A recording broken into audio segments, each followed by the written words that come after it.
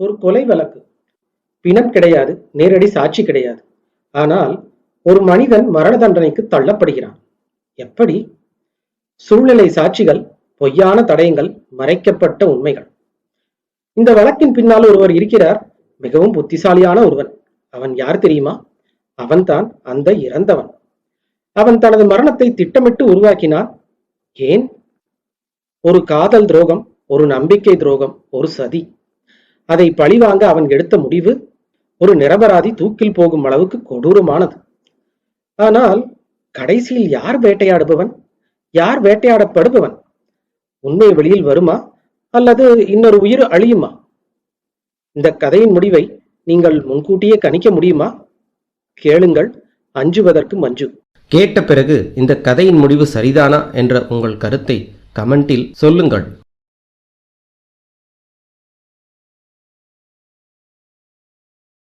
அத்தியாயம் 1. மழை பெய்தால் அடைமழை அல்லது வறண்டால் வறட்சி. ஆந்திர சீதோஷ்ணம் வினோதமானது. வெள்ள அல்லது வறட்சி நிவாரணம் கேட்டவாறே இருக்க வேண்டிய மாநிலம். அதிக சீதோஷ்ணம் இல்லாத ஒரு பகல் நேர பொழுது. போக்குவரத்து குறைந்த அந்த நெடுஞ்சாலையில் காரை நழுவிட்டுக் கொண்டிருந்த ரவிசங்கர் மனம் நிரம்பி இருந்தார். திருப்தியாக சிரித்தார். திருப்திக்கு காரணம் இருந்தது. அவரது ஆந்திர பிரதேச சுற்றுப்பயணத்தில் தொழில் ரீதியாக பெரிய வெற்றி. ஒன்று வெளிப்படையாக கிடைக்கவிருக்கும் லாபம், தவிர யாருக்கும் தெரியாமல் வந்து சேர்ந்த கருப்பு பணம் லட்சக்கணக்கில். இப்போதுதான் ஊர் பெயர் தெரியாத கிராம வங்கி ஒன்றில் மாற்று பெயரில் துவக்கிய கணக்கில் பணத்தை சேர்த்துவிட்டு வந்தார். யார் சார் நீங்க? திடீர்னு இவ்வளோ பணம் போடுறீங்க? லுக் மேனேஜர், இது ரகசியம், உங்களுக்கு தெரிய வேண்டியது இல்லை. ஆட்சேபம் இருந்தால் சொல்லுங்க. மெட்ராஸ் எனக்கு தெரியாத மேனேஜர்கள் இல்லாமல் இல்லை. நோனோ, அதுக்கு இல்லை சார். ஃபிக்ஸடில் கொஞ்சம் போட்டால் தொல்லை வராது. Do it. இன்னும் 6 மாத காலத்துக்கு சுற்றுப்பயண தொல்லை இல்லை. ஊர் ஊராக அலையும் தொல்லை இல்லை. மேல் நாட்டு மனைவி மார்கரெட்டுடன் செஸ் விளையாடலாம். மலை பிரதேசங்களுக்கு போய் தங்கலாம். விஸ்கி குடித்து தூரல் மலையில் நனைந்து இரவு நேர குளிருக்கு அடக்கமாக இருக்கலாம். பனியில் நனைந்த புல்வெளியில் பூட்ஸை கையில் ஏந்தி சிலிர்க்க சிலிர்க்க நடந்து கற்பனை வளர்ந்து கொண்டே இருந்தது. 20 நாட்களாக பிடிக்கும் என்று நினைத்த பயணம் 15 நாட்களுக்குள் முடிந்துவிட்டதில் திருப்தி அதிகம்தான். 5 நாட்களுக்கு முன்னால் போய் நின்று அவளை அசத்தலாம். அதென்ன அவ்வளோ சீக்கிரம் திரும்பிட்டீங்க? மஞ்சுவுக்கு இனிய அதிர்ச்சியாக இருக்கும். மஞ்சு டேரை நினச்சேன், பிஸ்னஸாவது ஒன்றாவது, ஓடி வந்துட்டேன். I am Margaret. நீ இந்த இந்திய நாட்டு மருமலாயிட்ட. உன் பேர் மஞ்சு தான், மஞ்சு ரவிசங்கர். இதுவும் ஸ்வீட்டாக தான் இருக்கும். அவள் திருப்தியுடன் கூடிய அதிர்ச்சியும் அழகாகவே இருக்கும். அடுத்து கிடைக்கப் போகும் அந்த சந்தோஷமான நிமிடங்கள் நினைத்தாலே இனித்தது. அவரை பொறுத்தவரை வயது வித்தியாசம் இருந்தாலும் அவள் மனைவி மட்டுமல்ல, இன்னமும் இனிய காதலியாகவே இருக்கிறாள். அவள் மனைவியான விதமே அலாதி. கூசாமல் சொன்ன முதல் வார்த்தை, அப்படி காதல் பார்வையை பார்க்காதே இந்தியனே, உங்கள் கல்ச்சருக்கு ஒத்து வராது. டிவர்ஸினா நான் நாளைக்கு உன் குடும்பத்தில் வந்தால் கௌரவம் பண்பாடுன்னு எல்லாம் புலம்புவாங்க. நீயும் போய் வா அப்படிம்ப. வெறும் உடம்பு மேலே ஆசை இருந்தால் கோ ஹெட், நான் தயார். மற்றவர்கள் பேச்சுக்கு ஆடும் பொம்மை இல்லை நான். எனக்கு நான் தான் நீதிபதி. உன்னோட குடும்ப நடத்தத்தான் ஆசை. அரிப்பை தவிர்க்க வேணும்னா நீ வேண்டாம், எனக்கு நிறைய பேர் இருப்பாங்க. உடனே அவள் கேட்டாள், எப்போது இந்தியா போகிறோம்? இந்த ஃப்ரான்ஸ் எனக்கு ரொம்ப அழுத்து போயிடுச்சு. என் வயதை அலட்சியப்படுத்தாமல் இங்கேயே கல்யாணம் பதிவு செய்ய நான் தயார். வயது லட்சியம் இல்லை, கண்ணியமான கணவர் தான் என் தேவை. உனக்கு சின்ன வயசு, அதனால் என்ன, நானும் நாளைய கிழவிதானே. ஊரில் எத்தனையோ பேர் இவர் காதுபடவே கேலி செய்திருக்கிறார்கள். வயதான காலத்தில் கல்யாணம், அடுத்தவர் புரட்டி பார்க்க வாங்குகிற புத்தகம். 7 வருஷ வாழ்க்கையில் அவர்கள் பேச்சு பொய்யாகிவிட்டது. Sincere wife. எப்போதாவது எங்கள் உண்டு ஒரு குழந்தை இருந்தா. என் ஆசை என்ன தெரியுமா? என்ன? உங்களுக்கு நிரந்தர குழந்தையா நான் இருக்கணும். சிரிப்பா. இப்படியே இளைய காதலியாகவே இருக்கணும் வேண்டும். நான் தாயாகவோ மாமியார் பாட்டி என்றோ ஆக எனக்கு விருப்பமில்லை. காதலி, நான் கடைசி வரை காதலி. ஆதர்ச தம்பதிகள், மற்றவர்கள் பொறாமைப்படும் அளவுக்கு ஆதர்ச தம்பதிகள் தான்.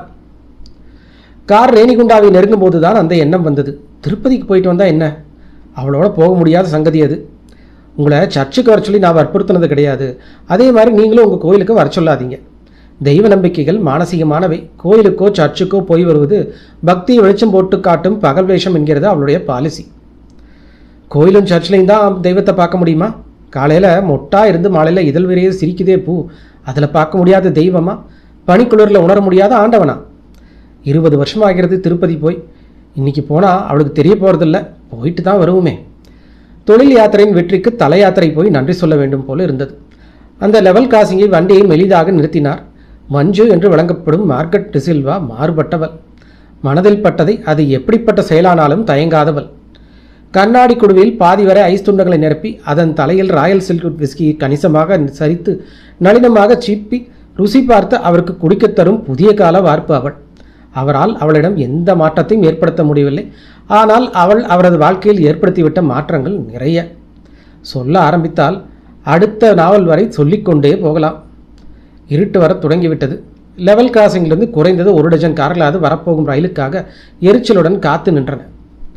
காலார சற்று நடக்க ஆசையுடைய மெலிதாக கதவை திறந்து தரையில் கால் பதித்து இறங்கினார். 4-5 மணி நேரமாக அமர்ந்த நிலையிலேயே காரியோட்டிய சோர்வின் விளைவு அது. முன்னால் இருந்த வண்டியின் டிரைவர் யாரிடமோ சொல்லிக் கொண்டிருப்பது கேட்டது.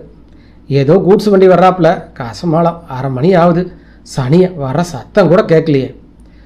அந்த தகவல் தந்த நிம்மதிக்கு மெலிதாக நடக்கத் தொடங்கினார். காற்றுக்கு மெலிதாக கோபம் வர துவங்கி இருந்தது. மெல்ல மெல்ல பலத்து கொண்டு கருப்பு மேகங்களை திரட்டி ஓட்டி வந்து சற்று தள்ளி இருந்த பெட்டி கடையை நோக்கி போனார். சிகரெட் ஆசையில். நிச்சயம் தெரியும் அவர் பிராண்ட் இந்த கடையில் இருக்காதுன்னு, இருந்தாலும் போனார். சிகரெட் வாங்கும் அந்த இளைஞனின் உடனே அடையாளம் தெரிந்ததும் நின்றார். பிரகாஷ், இன்னைக்கு மதுரையில் இருக்க வேண்டியவன் இங்கே நிற்கிறானே, எப்படி? அடுத்த அத்தியாயம் கேட்பதற்கு முன்பு நண்பர்களே, இந்த மாதிரி ஒரு மணி நேர தமிழ் ஆடியோ புக் வீடியோவை உருவாக்க எனக்கு குறைந்தது 4 நாட்கள் ஆகும். கதையை தேர்வு செய்து வாசிப்பது, ஒலியை சுத்தம் செய்வது, தேவையான எல்லா படங்களையும் உருவாக்கி அனிமேஷனாக மாற்றுவது, முழு video editing, thumbnail, title, description, tags இவை அனைத்தையும் நான் ஒரே ஒரு நபராக செய்து வருகிறேன். இந்த உழைப்பை நீங்கள் மதித்து எனக்கு தொடர்ந்து ஆதரவு தர விரும்பினால் தயவு செய்து இந்த சேனலை சப்ஸ்கிரைப் பண்ணுங்கள், வீடியோவுக்கு லைக் போடுங்க, உங்கள் பாசிட்டிவ் கருத்துக்களை கமெண்ட்ஸில் சொல்லுங்கள் மற்றும் உங்கள் நண்பர்களோட ஷேர் பண்ணுங்கள். உங்கள் ஒவ்வொரு ஆதரவும் எனக்கு மிகப்பெரிய ஊக்கமாக இருக்கும். மிக்க நன்றி. வாருங்கள் அடுத்த அத்தியாயத்தை தொடருவோம். அத்தியாயம் 2. பிரகாஷ் 4.5 வருஷத்துக்கு முன்பு தான் ஒரு சாதாரண சேல்ஸ்மேனாக ஒரு நிறுவனத்தில் சேர்ந்தவன். அவளது சுறுசுறுப்பையும் அசாதாரண சாதனைகளையும் மெச்சினார். 2 வருஷத்துக்கு முன்னாடி சேல்ஸ் மேனேஜராக்கப்பட்டான். பதவியில் ஏற்பட்ட வளர்ச்சி அவன் செயல்திறனில் தெரிந்தது. பேச்சு திறமையில் அவன் பிடித்த புதிய வாடிக்கையாளர்களால் இவரது நிறுவனத்தின் வியாபாரம் எங்கேயோ போய் நின்றது உண்மை. இதற்கு பாராட்டாகத்தான் 2 மாதங்களாக அவன் ஜெனரல் மேனேஜர். நான் எப்படி?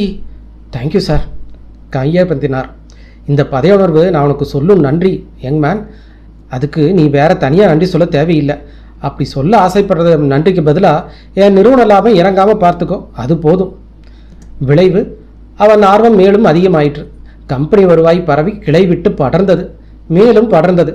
இன்னும் 1 வருஷத்துக்கு இதே வேகம் தொடர்ந்தால் அவனை ஒரு ஜூனியர் பார்ட்னராக உயர்த்துவதாக உத்தேசம், திட்டம். சொன்னதை சொன்னபடி செய்யும் நாணயமானவர் அவர். அவனா மதுரையில் இருக்க வேண்டியவன் இந்த ஆந்திராவில் அத்துவான சாலையில் வராத ரயிலுக்கு காத்திருந்து அனாமத்து பெட்டி கடையில் சிகரெட் வாங்குறான். மனசுக்குள் உறுத்தல் வந்தது. என் நம்பிக்கையில் தவறா? அவன் நம்பிக்கைக்கு அப்பாற்பட்டவனா என்ன? இருட்டில் நின்று அவனையே உற்று பார்த்தார், வெறித்தார். சிகரெட்டை வாங்கி கொண்டு அவன் ஏறும் கார், அந்த அழகான கிரே கலர் மாருதி அவரோடது. ஆனால் அதற்கும் கம்பெனிக்கு எந்த சம்பந்தமும் கிடையாது. அது மஞ்சு மட்டுமே பயன்படுத்துவதற்காக இருக்கிற காராச்சே. ஃப்ளாஷ்பேக். ஹே மஞ்சு, உன் பிறந்தநாள் பரிசு என்ன இந்த சின்ன பெட்டியா? திறந்து தான் பாரு. கார் சாவியா? ஆமாம், கார் சாவி தான் படுக்கையை எடுத்துகிட்டு வரைக்கும் முடியும், கார முடியாதே. டிரைவர் சீட் அருகே நின்றவன் ஸ்டைலாக சிகரெட் பற்ற வைக்க அந்த ஒளியில் கார் ஓட்டும் ஸ்தானத்தில் அவள் தெரிந்தாள். துல்லியமாக, மிக துல்லியமாக அடையாளம் தெரிந்தாள். மஞ்சு, என் காதலி, மேநாட்டு மனைவி மார்கரெட். மூளையின் மிக அந்தரங்கமான இடத்தில் எழுந்து தீனமான ஒரு ஓலம். ஓ மஞ்சு! அந்த ஓலத்தை பிரதிபலிப்பது போல மிக நீளமான ஓலமான ஓசையுடன் கடந்து சென்றது அந்த கூட்ஸ் வண்டி. தொடராக அந்த லெவல் கிராசிங்கை கடந்தபடி விரைந்தது. தள்ளாடும் கால்களால் தடுமாற்றமாக நடந்து ஒவ்வொரு காராக கடந்து தனது காரை அடைந்து அதனுள் தஞ்சம் புகுந்த பின்னும் கூட கேட் திறக்கப்பட்ட நிலையில் நின்றிருந்த வாகனங்கள் ஒவ்வொன்றாக கிளம்ப தானும் காரை நகர்த்தினார். தன்னையும் அறியாத நிலையில் அந்த கிரே கலர் மாருதியை பின்தொடர்ந்து தொலைவிலிருந்தே கண்காணிக்க ஆரம்பித்தார். அது கண்ணுக்கு மறைந்து விடாமல் இருக்க மிகுந்த பிரயாசையுடன் முன்னால் போகும் வண்டிகளை மீறி போனார். பின்புற விண்ட்ஸ்கிரீனில் காட்டிய காட்சியில் அத்தனை நெருக்கமாக உட்கார்ந்திருப்பவள் தன் மனைவி என்பதை நம்ப முடியவில்லை. அவளோடு சிரித்து பேசுவனை அந்நியனாக நினைக்க முடியவில்லை. கார் என் மஞ்சுவனோடது தான், சந்தேகம் இல்லை. அதை ஓட்டுறவ என் மனைவி தான், அதுலேயும் சந்தேகம் இல்லை. பேதலிப்பு பாதிக்க அந்த நிலையிலும் கூட அவர் மனம் விரும்பியது. அவளா இல்லாமல் வேற யாராவது இருக்கக்கூடாதா? ஒருவேளை அப்படி இருந்துட்டா? அது ஒன்று போதும் அவருக்கு. ஆமாம், வேற யாராவதா இருந்துட்டா அவருக்கு அமைதி கிடைக்கும். அந்த பிரகாஷ் மதுரை வேலையை மறந்து அரிப்புக்காக ஆந்திரோ வந்து எவ்வளோ ஒருத்தியுடன் சுற்றுகிறான். மன்னிக்க தயாராக இருந்தார். ஜீரணிப்பதும் சுலபமே. ஆனால் கார், ஏதோ சாக்கு சொல்லி அவன் மனைவியை மாற்றி காரை இரல் வாங்கி வந்திருந்தாலும் கூட இந்த அந்நிய பெண்ணோடு ஊர் சுற்றுவதை கூட அவரால் மன்னிக்க முடியும். பேதலிப்பு பாதித்த நிலையிலும் அகலாத நிதானத்துடன் மனதை அமைதிப்படுத்திக் கொண்டே அந்த மாருதியை பின்தொடர்ந்தார். அமைதியாக, மிக மிக அமைதியாக. அத்தியாயம் 3. திருப்பதி அடைந்த பிறகுதான் வந்த அவர்களின் நோக்கம் திருமலை போவதல்ல என்பது புரிகிறது. ஏடிசி பஸ் ஸ்டாண்ட் அருகே உள்ள அந்த அட்டகாசமான ஹோட்டலுக்குள்ளே மாருதி சரிந்து உள்ளே போக வேகத்தை மிகவும் குறைத்து சாலையோரத்திலே நிறுத்திவிட்டு இறங்கி நடந்தார் அவர்கள் அறியாமலேயே.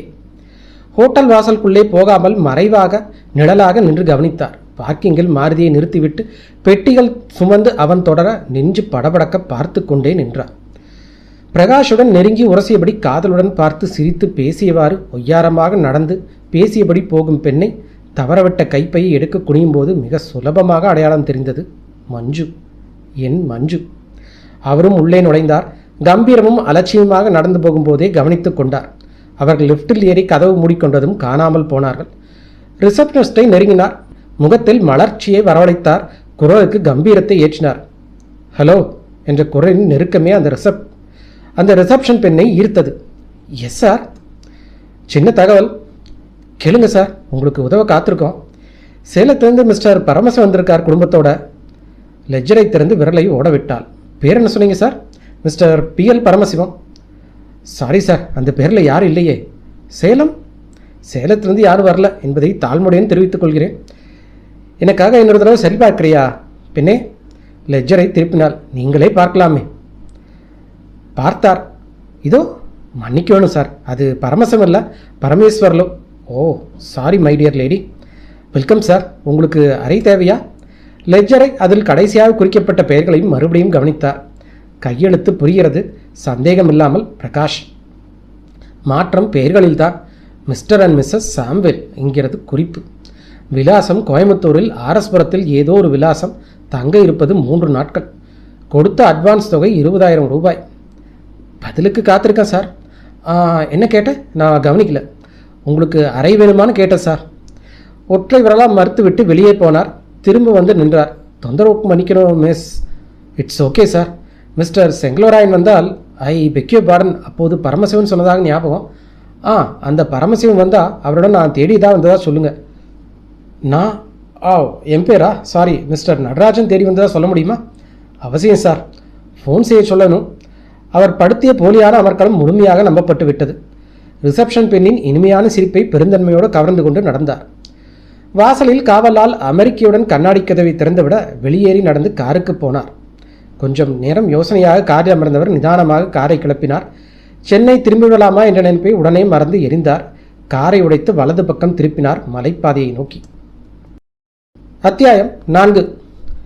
விரைவாக வளைந்து நெளிந்து ஓடும் மலைப்பாதையில் காரை ஓட்டவரட்டின் மனம் திரும்பி பார்த்தது. அதுவரை அடக்கி ஒடுக்கப்பட்டிருந்த அவரது உணர்ச்சிகள் குவீரென வெளிப்பட்டன. முதலில் கண்ணீர் விட்டார்.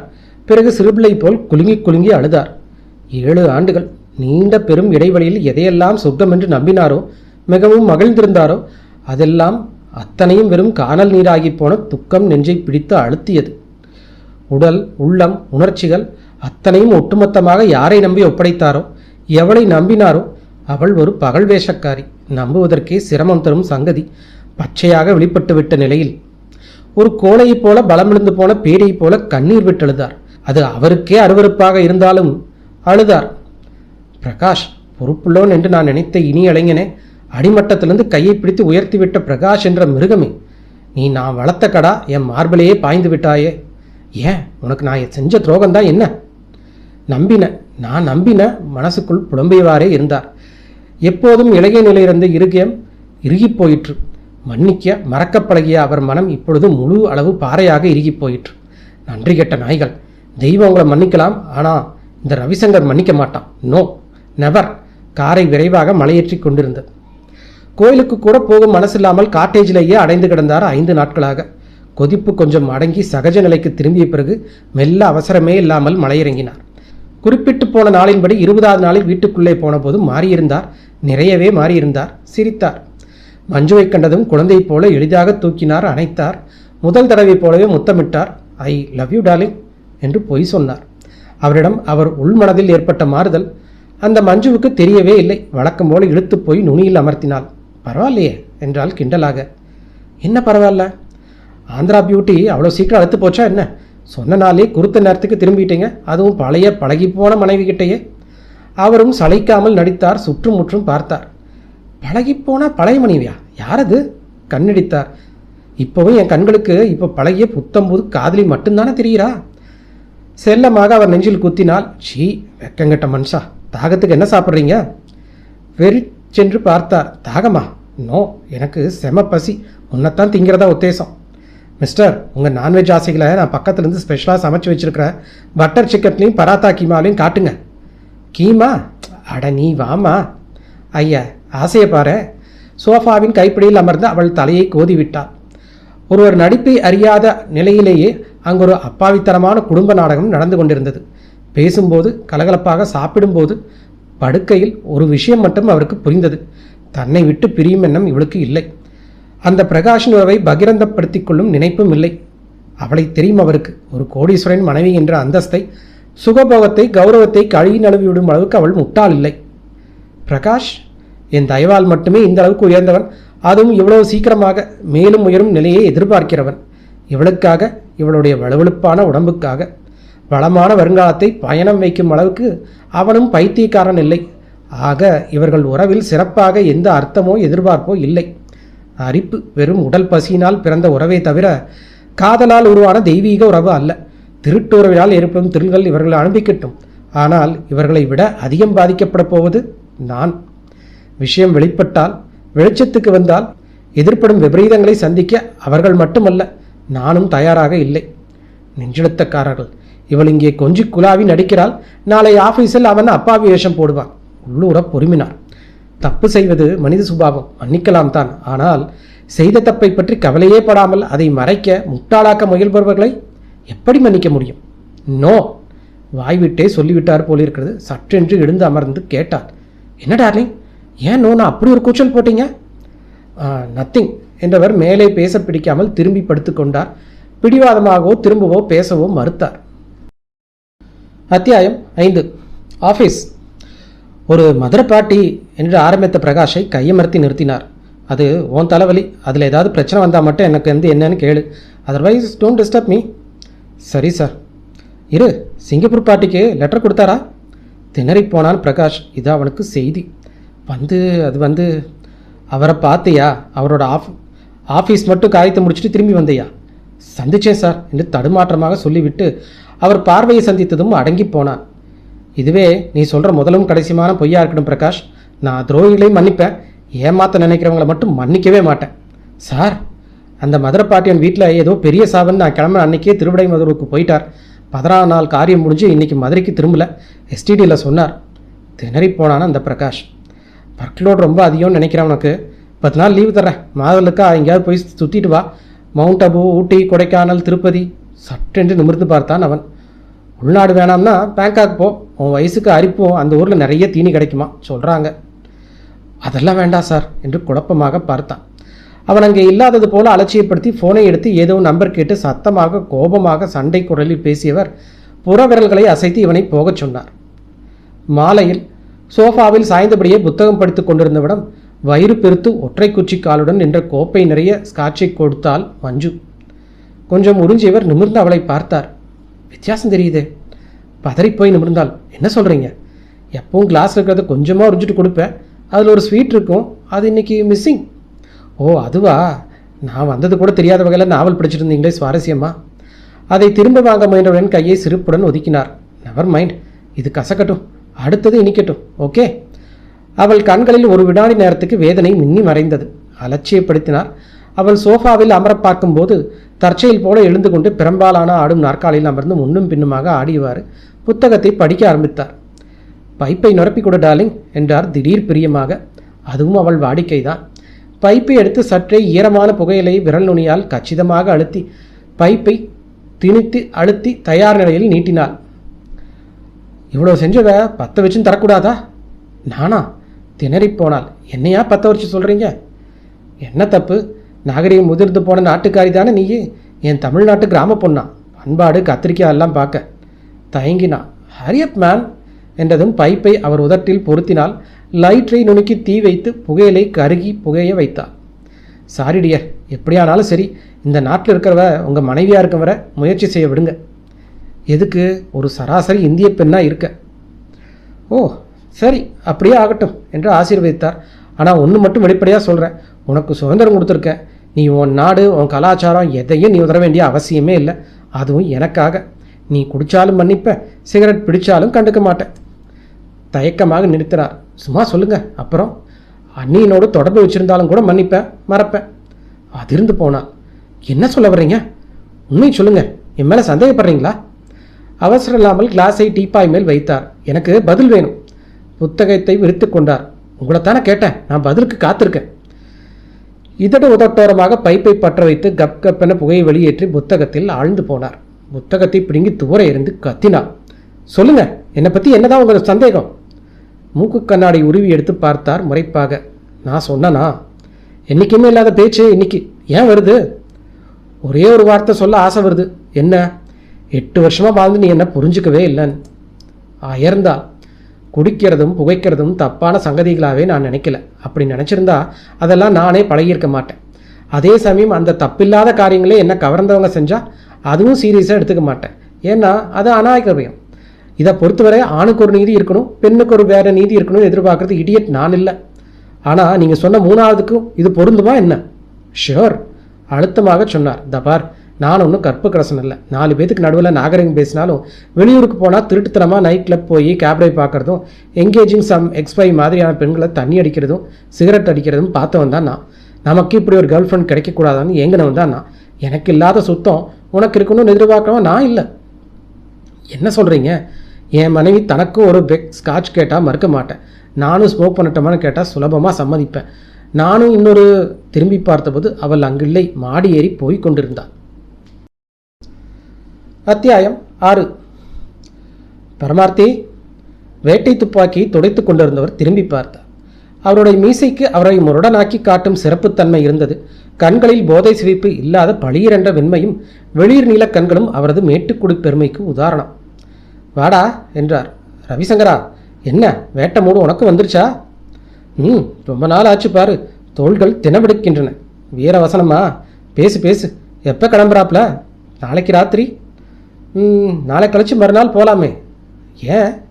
அட, விஷயமே தெரியாத உனக்கு? நம்ம தமிழரசியை நாளைக்கு பெண் பார்க்க வர்றாங்க. நல்ல சங்கதியை வெறுமனே சொல்கிறியே, ட்ரீட் தர வேண்டாமா? உன்னோட ட்ரீட் ஸ்காட் விஸ்கி, அதெல்லாம் இந்த வீட்டு பக்கம் எட்டி பார்க்காத சங்கதி. சின்ன பிள்ளைல அப்பாவுக்கு பயந்து குடிக்கல, அப்புறம் பொண்டாட்டிக்கு பயம், இப்போ பிள்ளைங்க பழகிடுவாங்களோங்கிற பயம். சரியான பயந்தாங்கொள்ளிடா அன்னைக்கு. நானா செம்பகனூரை கலங்க வச்சுட்டு இருந்த புளியை சுட்டு உரிச்சு பாடம் பண்ணி ஹாலில் வச்சுருக்கேன். போய் அதுக்கு ஒரு ஹலோ சொல்லிட்டு வந்துரு. வீரெல்லாம் வேட்டையில் தான். அப்போ நாளைக்கு நீ வரல? முடியாதுப்பா, சாயங்காலமாக தான் வர்றாங்க. ராத்தங்கிட்டு போகிறோன்னு சொல்லிட்டா நான் இல்லாமல் எப்படி? பயணத்திட்டமெல்லாம் போட்டாச்சே, கடைசி நேரம் கேன்சல் ஆனால் எனக்கு என்னமோ மாதிரி இல்லை ஆகிடும். ஒன்று செய், நீ மட்டும் நாளைக்கு தனியாக போ. வழக்கமான கல்மண்டபத்துக்கு பக்கத்துலேயே இரு. நான் மறுக்கா நாள் காலையில் வந்து சேர்ந்துக்கிறேன். தனியாக போக சொல்கிறேன். பாரு, உனக்கு என்ன பயம்? 8 புளிய மொத்தமாக வந்தாலும் சுட்டு பொசுக்கிட மாட்டியா? அதெல்லாம் பழைய காதடா. இப்போ வயசாதனால என்னமோ இப்போல்லாம் காரணம் இல்லாமல் பயம் வருது. பயப்படாதடா, அங்கே எதுவும் வைல்டு அனிமல்ஸ் கிடையாது. மிருகங்களை விட இப்போல்லாம் மனுஷங்கிட்ட தான் என் பயம் அதிகமாக வருது. என்னடா வளர்ற? பணம் சேர சேர அது என்னமோ தெரியல, என் மனைவி கூட என்னால் நம்ப முடியல. சே, உனக்கு என்ன ராஜா மாதிரி இருக்க? உடம்புல ஏதாவது கோளாரா என்ன? அப்படி ஏதாவது இருந்தால் ஆயனா எனக்கு இருக்கிற வசதிக்கு ஸ்டேட்ஸுக்கு பறந்து போய் சீராக்கிட்டு வந்துட மாட்டேனா? என்ன விஷயம்டா, என்கிட்ட சொல்கிறேன். அன்றைக்கி நான் பிஸ்னஸ் டூர் முடிஞ்சு ஆந்திராவிலேருந்து கிளம்பி திரும்பிட்டு வந்துட்டு இருந்தேன் என்று ஆரம்பித்தார். இரவு 7 மணி வரை பார்க்கில் நடந்தவாறே பேசினார்கள். பீச்சில் காரில் அமர்ந்து காற்று வாங்கியவாறே மணலில் கால்கள் அலைய அலைய நடந்து பேசிக்கொண்டே இருந்தார்கள். திரும்ப காரில் வரும்போது சொன்னார், அந்த பிரகாஷ் நாளைக்கு என்னோட வேட்டைக்கு வர்றான். தடுத்துட. அது அவளோட ஏற்பாடு. எனக்கு ஆபத்து எதுவும் ஏற்பட்டால் அவன் பாதுகாக்கிறானா. ஆனால் அவளுக்கு என் சந்தேகம் தெரியாது. அவன்னா எனக்கு உதவி கிடையாது, உபத்திரவம் தான் அதிகமாக இருக்கும், ஆபத்து இருக்கும் எந்த நிமிஷமும். அவன் தகாத உறவை பற்றி உனக்கு தெரியுங்கிற விஷயம் அவனுக்கு தெரியுமா? தெரியும் தான் நினைக்கிறேன். அன்னைக்கே பின்னால் இருந்து விண்ஸ்க்ரீன் வழியாக என் காரையும் என்னையும் அடையாளம் பார்த்துட்டு இருந்தான். ஆனாலும் தெரியாத மாதிரி நடிக்கிறான் பாஸ்டர்ட். சரி விடு, நாளைக்கு நீ போக வேண்டாம். என்னை சாக்கு வச்சு உன் பயணத்தையும் நாளைக்கு மாற்று. சந்தேகப்படுவா, வீட்டில் வீணாக ரகலை நடக்கும், எப்படியாவது வரப்பாரு. சரி, நாளைக்கு அவங்கள பேக் பண்ணி அனுப்பிட்டு ராத்திரி என்ன ஆனாலும் நான் வரேன். ராத்திரியே வரணும்னு அவசியம் இல்லை, எப்படியும் ராத்திரிக்குள்ளே என்னை தாக்க முயற்சி பண்ணுவான். ராத்திரி பூரா என்னை காப்பாற்றிக்க என்னால் முடியும். காலையில் வந்தாலே போதுங்கிற? ஆமாம், அதாவது நாளை கழிச்சு மறுநாள். ஆமாண்டா, வரேன், அவசியமாக வரேன். காரை அவர்கள் வீட்டு வாசலில் நிறுத்தவே இறங்கி கொண்டார் அந்த பரமார்த்தி. நாளைக்கு பெண் பார்க்குற வைபத்துக்கு வர்றையா? சாரி, எனக்கு ஏற்கனவே கல்யாணம் ஆயிடுச்சு. சிரித்துக்கொண்டே அந்த பரமார்த்தி உள்ளே போக காரை எடுத்தெடுப்பில் சீர விட்டார். முள்ளடா பாவி என்று கத்தினார் பரமார்த்தி. அத்தியாயம் 7. அவரை தேடி அவள் மொட்டை மாடிக்கு வந்தபோது, சாப்பாட்டு மேஜையில் சூப்பை கரண்டியால் அள்ளி குடிக்கும்போது, படுக்கையில் அவள் புரியாத நிலையில் பார்க்கும் போதெல்லாம் அவர் படித்து கொண்டிருந்தார் சுவாரஸ்யமாக. பொறுமை இழந்து கத்தினாள். அப்படி என்னதான் சுவாரஸ்யமான நாவல் அது? கண்ணாடியை திருகி எடுத்தவாறே திரும்பி பார்த்தார். மெலிதான சிரிப்புடன் கேட்டார், இது நாவல்னு உனக்கு யார் சொன்னா? பின்ன வேற என்ன? உனக்கு புரியாத சங்கதி, படு. Good night sweetie. அவள் எழ முயன்ற போது கத்தினார், உன்னை தூங்க சொன்னேன். கோபமாக போர்வை எடுத்து போர்த்தி கொண்டு படுத்தவள் தூங்கி போனாள். கனமான அந்த புத்தகத்தை பிரித்து மீண்டும் அக்கறையாக படிக்கத் தொடங்கினார். அந்த பக்கத்தில் அறுவை சிகிச்சைகளை பற்றி அறிந்து கொள்ளுங்கள் என்று இருந்தது. படித்து கொண்டிருந்தார். குறிப்புகளை எடுத்தார். அவர் படுப்புக்கு போகும்போது இரவு மணி 2 அடித்து விட்டது. மறுநாள் காலை ஆஃபீஸுக்கு கிளம்பும் முன்னால் சொன்னார், ஜீப்பை தயாராக வச்சுக்க சொல்லு, ஒரு வாரத்துக்கான ட்ரெஸ்கள் அடங்கினா பெட்டியும் வைக்க சொல்லு. இப்போத்தானே வந்தீங்க, அதுக்குள்ளே மறுபடியும் பயணமா? பதில் சொல்லாமல் நடந்து போகும் முன் முதுகை பார்த்தார். பார்த்து கொண்டே நின்றார். கார் கிளம்பி போனதும் ஃபோன் டயலை திருப்பினார். பிரகாஷ் ஸ்பீக்கிங். மஞ்சு. நானே ஃபோன் செய்கிறதா இருந்தேன். பாஸ்கெட் ஏதாவது மாறுதல் தெரியுதா?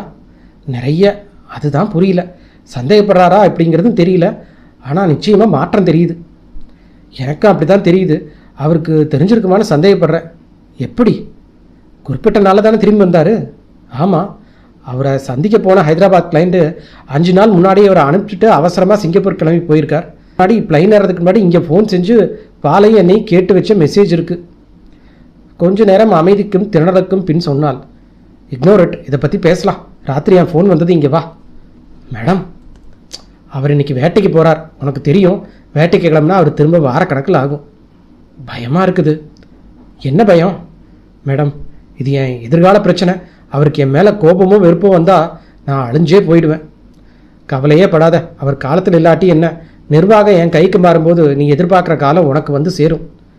என்ன சொல்கிறீங்க? பயப்படாத. அவர் அதிக நாள் உயிரோடு இருக்க மாட்டார். உனக்கு தெரியுமே பழைய தமிழ் வாசகம், தூக்கி வாசகம். மேடம், ஆமாம், தேவைப்பட்டா கொலையும் செய்வாள் இந்த பத்தினி. ஃபோனை அதன் இடத்துக்கு கொடுத்து விட்டு திரும்பியவள் திடுக்கிட்டாள். ஏய், நீ எப்போ இருந்து நிற்கிற? ஏன் வந்த? சமையல் என்ன செய்யணும்னு கேட்க வந்தம்மா.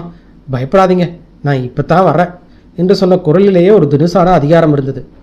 தாயம்மா. சொல்லுங்கம்மா. ஒட்டு கேட்குறது கெட்ட பழக்கம். அதனால் சில சமயம் உயிருக்கே ஆபத்து வரது உண்டு. உங்களுக்கு தானே, வரட்டுமே, எனக்கு என்ன? எனக்கு இல்லை, உனக்கு. இருந்தடம் தெரியாமல் ஆக்கிடுவேன், ஜாக்கிரதை. நடுங்கி போனால் அந்த தாயம்மா. நான் எதுவுமே கேட்கல, எனக்கு ஒன்றுமே தெரியாது. புலம்பாத. இல்லை, பேசாத. பேசல. உனக்கு மட்டுமே தெரிஞ்ச ரகசியம் வெளியே வந்தால் உன் மூலமாக வந்ததாக தான் அர்த்தம். வராதுமா, வராது, சத்தியமாக வராது. அப்படி வராமல் இருந்தால் உனக்கு 9 பண்ட சங்கிலி வாங்கி தர்றேன், நிறைய பணம் தருவேன், வந்தாலும் தருவேன். மரணம்.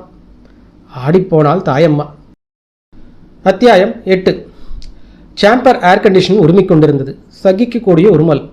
சிம்மாசனம் போல கம்பீர சுழல் நாற்காலிக்கு தனது உடலை தந்திருந்த ரவிசங்கர் காலடியில் இருந்த அழைப்பு மணியை ஒலிக்க விட்டார். சார், பிரகாஷ் வந்தாச்சா? வந்துட்டார் சார். கூப்பிடு என்றவர் மெலிதான நாற்காலியை அப்படியும் இப்படியுமாக அசைத்து ஆடினார். வா பிரகாஷ். மரியாதையாக சிரித்தான். இந்த பழக்கம் எத்தனை நாளா? கெட்ட பழக்கம் சார் என்றான் அதிர்ச்சியாக. நீ உள்ளே வந்ததும் சிகரெட் வாசனை கூட வருதே, அதை கேட்டேன். அவசரமாக முகத்தை துடைத்து கொண்டான். சங்கடமாக இழித்தான். சாரி சார், பழகிடுச்சு. மட்ட சிகரெட் பிடிக்காத. மேஜை டிராயிலிருந்து நீளமான அட்டைப்பெட்டியை எடுத்து நீட்டினார். 555 இதப்படி அதிகமாக ஸ்மெல் வராது. ஓகே, விஷயத்துக்கு வா. ஆந்திரா ஒப்பந்தங்களுக்கு தனிப்பட்ட முறையில் உங்கள் நன்றியை சொல்லி கடிதங்களை தயார் பண்ணி கொண்டு வந்திருக்கேன் சார். கையெழுத்து போட்டால் இன்றைக்கி அனுப்பிச்சிடலாம். நேற்றே செஞ்சிருக்க வேண்டிய சங்கதி வர வர வேலையில் தாமதம் அதிகமாகிறது இல்லைங்கண்ணே. சாரி சார், மனநிலையில் குழப்பம் வந்தால் சகஜமான நிலை தவறும். எழுந்தே விட்டார். சார் அதெல்லாம் ஒன்றும் இல்லை சார். அளவுக்கு மீறி பதறனா இல்லை என்கிற வார்த்தைக்கு ஆமான அர்த்தம் வந்துடும். சரி விடு, வேலைப்பளு அதிகம். அதெல்லாம் இல்லை சார், எனக்கு வேலைப்பளு அதிகம்னு சொன்னேன். எனக்கு ஓய்வும் மூளைக்கு சுறுசுறுப்பும் தேவை. கொஞ்ச நாள் வெளிநாட்டு பயணத்துக்கு ஏற்பாடு செய்யிட்டா சார்? வேண்டாம், எனக்கு உற்சாகம் தர பொழுதுபோக்கு வேட்டை. நான் இன்றைக்கி ராத்திரி வேட்டைக்கு போகிறேன். உங்களுக்கு மனமாற்றத்துக்கு வாழ்த்துக்கள் சார். ஓம் மனநிலையும் சரியில்லை தான், அதனால் நீ என் கூட வர்ற. நானா? சிரித்தா. வேட்டைக்கு எனக்கு சம்மந்தமே இல்லை சார். நீ வேட்டையெல்லாம் ஆட வேண்டாம், துணைக்கு வந்தால் போதும். துணையா? ஏதாவது மிருகம் என்ன அடித்து போட்டா வீட்டுக்கு தகவல் தர ஆள் வேண்டாமா? ஆனால் சார், ஏன் வேறு யாராவது என்கேஜ்மெண்ட் இருக்கா என்றவரின் ஓரப்பார்வையில் சந்தேகத்துக்கு நடுங்கியே போனான் பிரகாஷ். அதெல்லாம் ஒன்றும் இல்லை சார். உனக்கு போர் அடிக்குமேங்கிற கவலையே வேண்டாம்.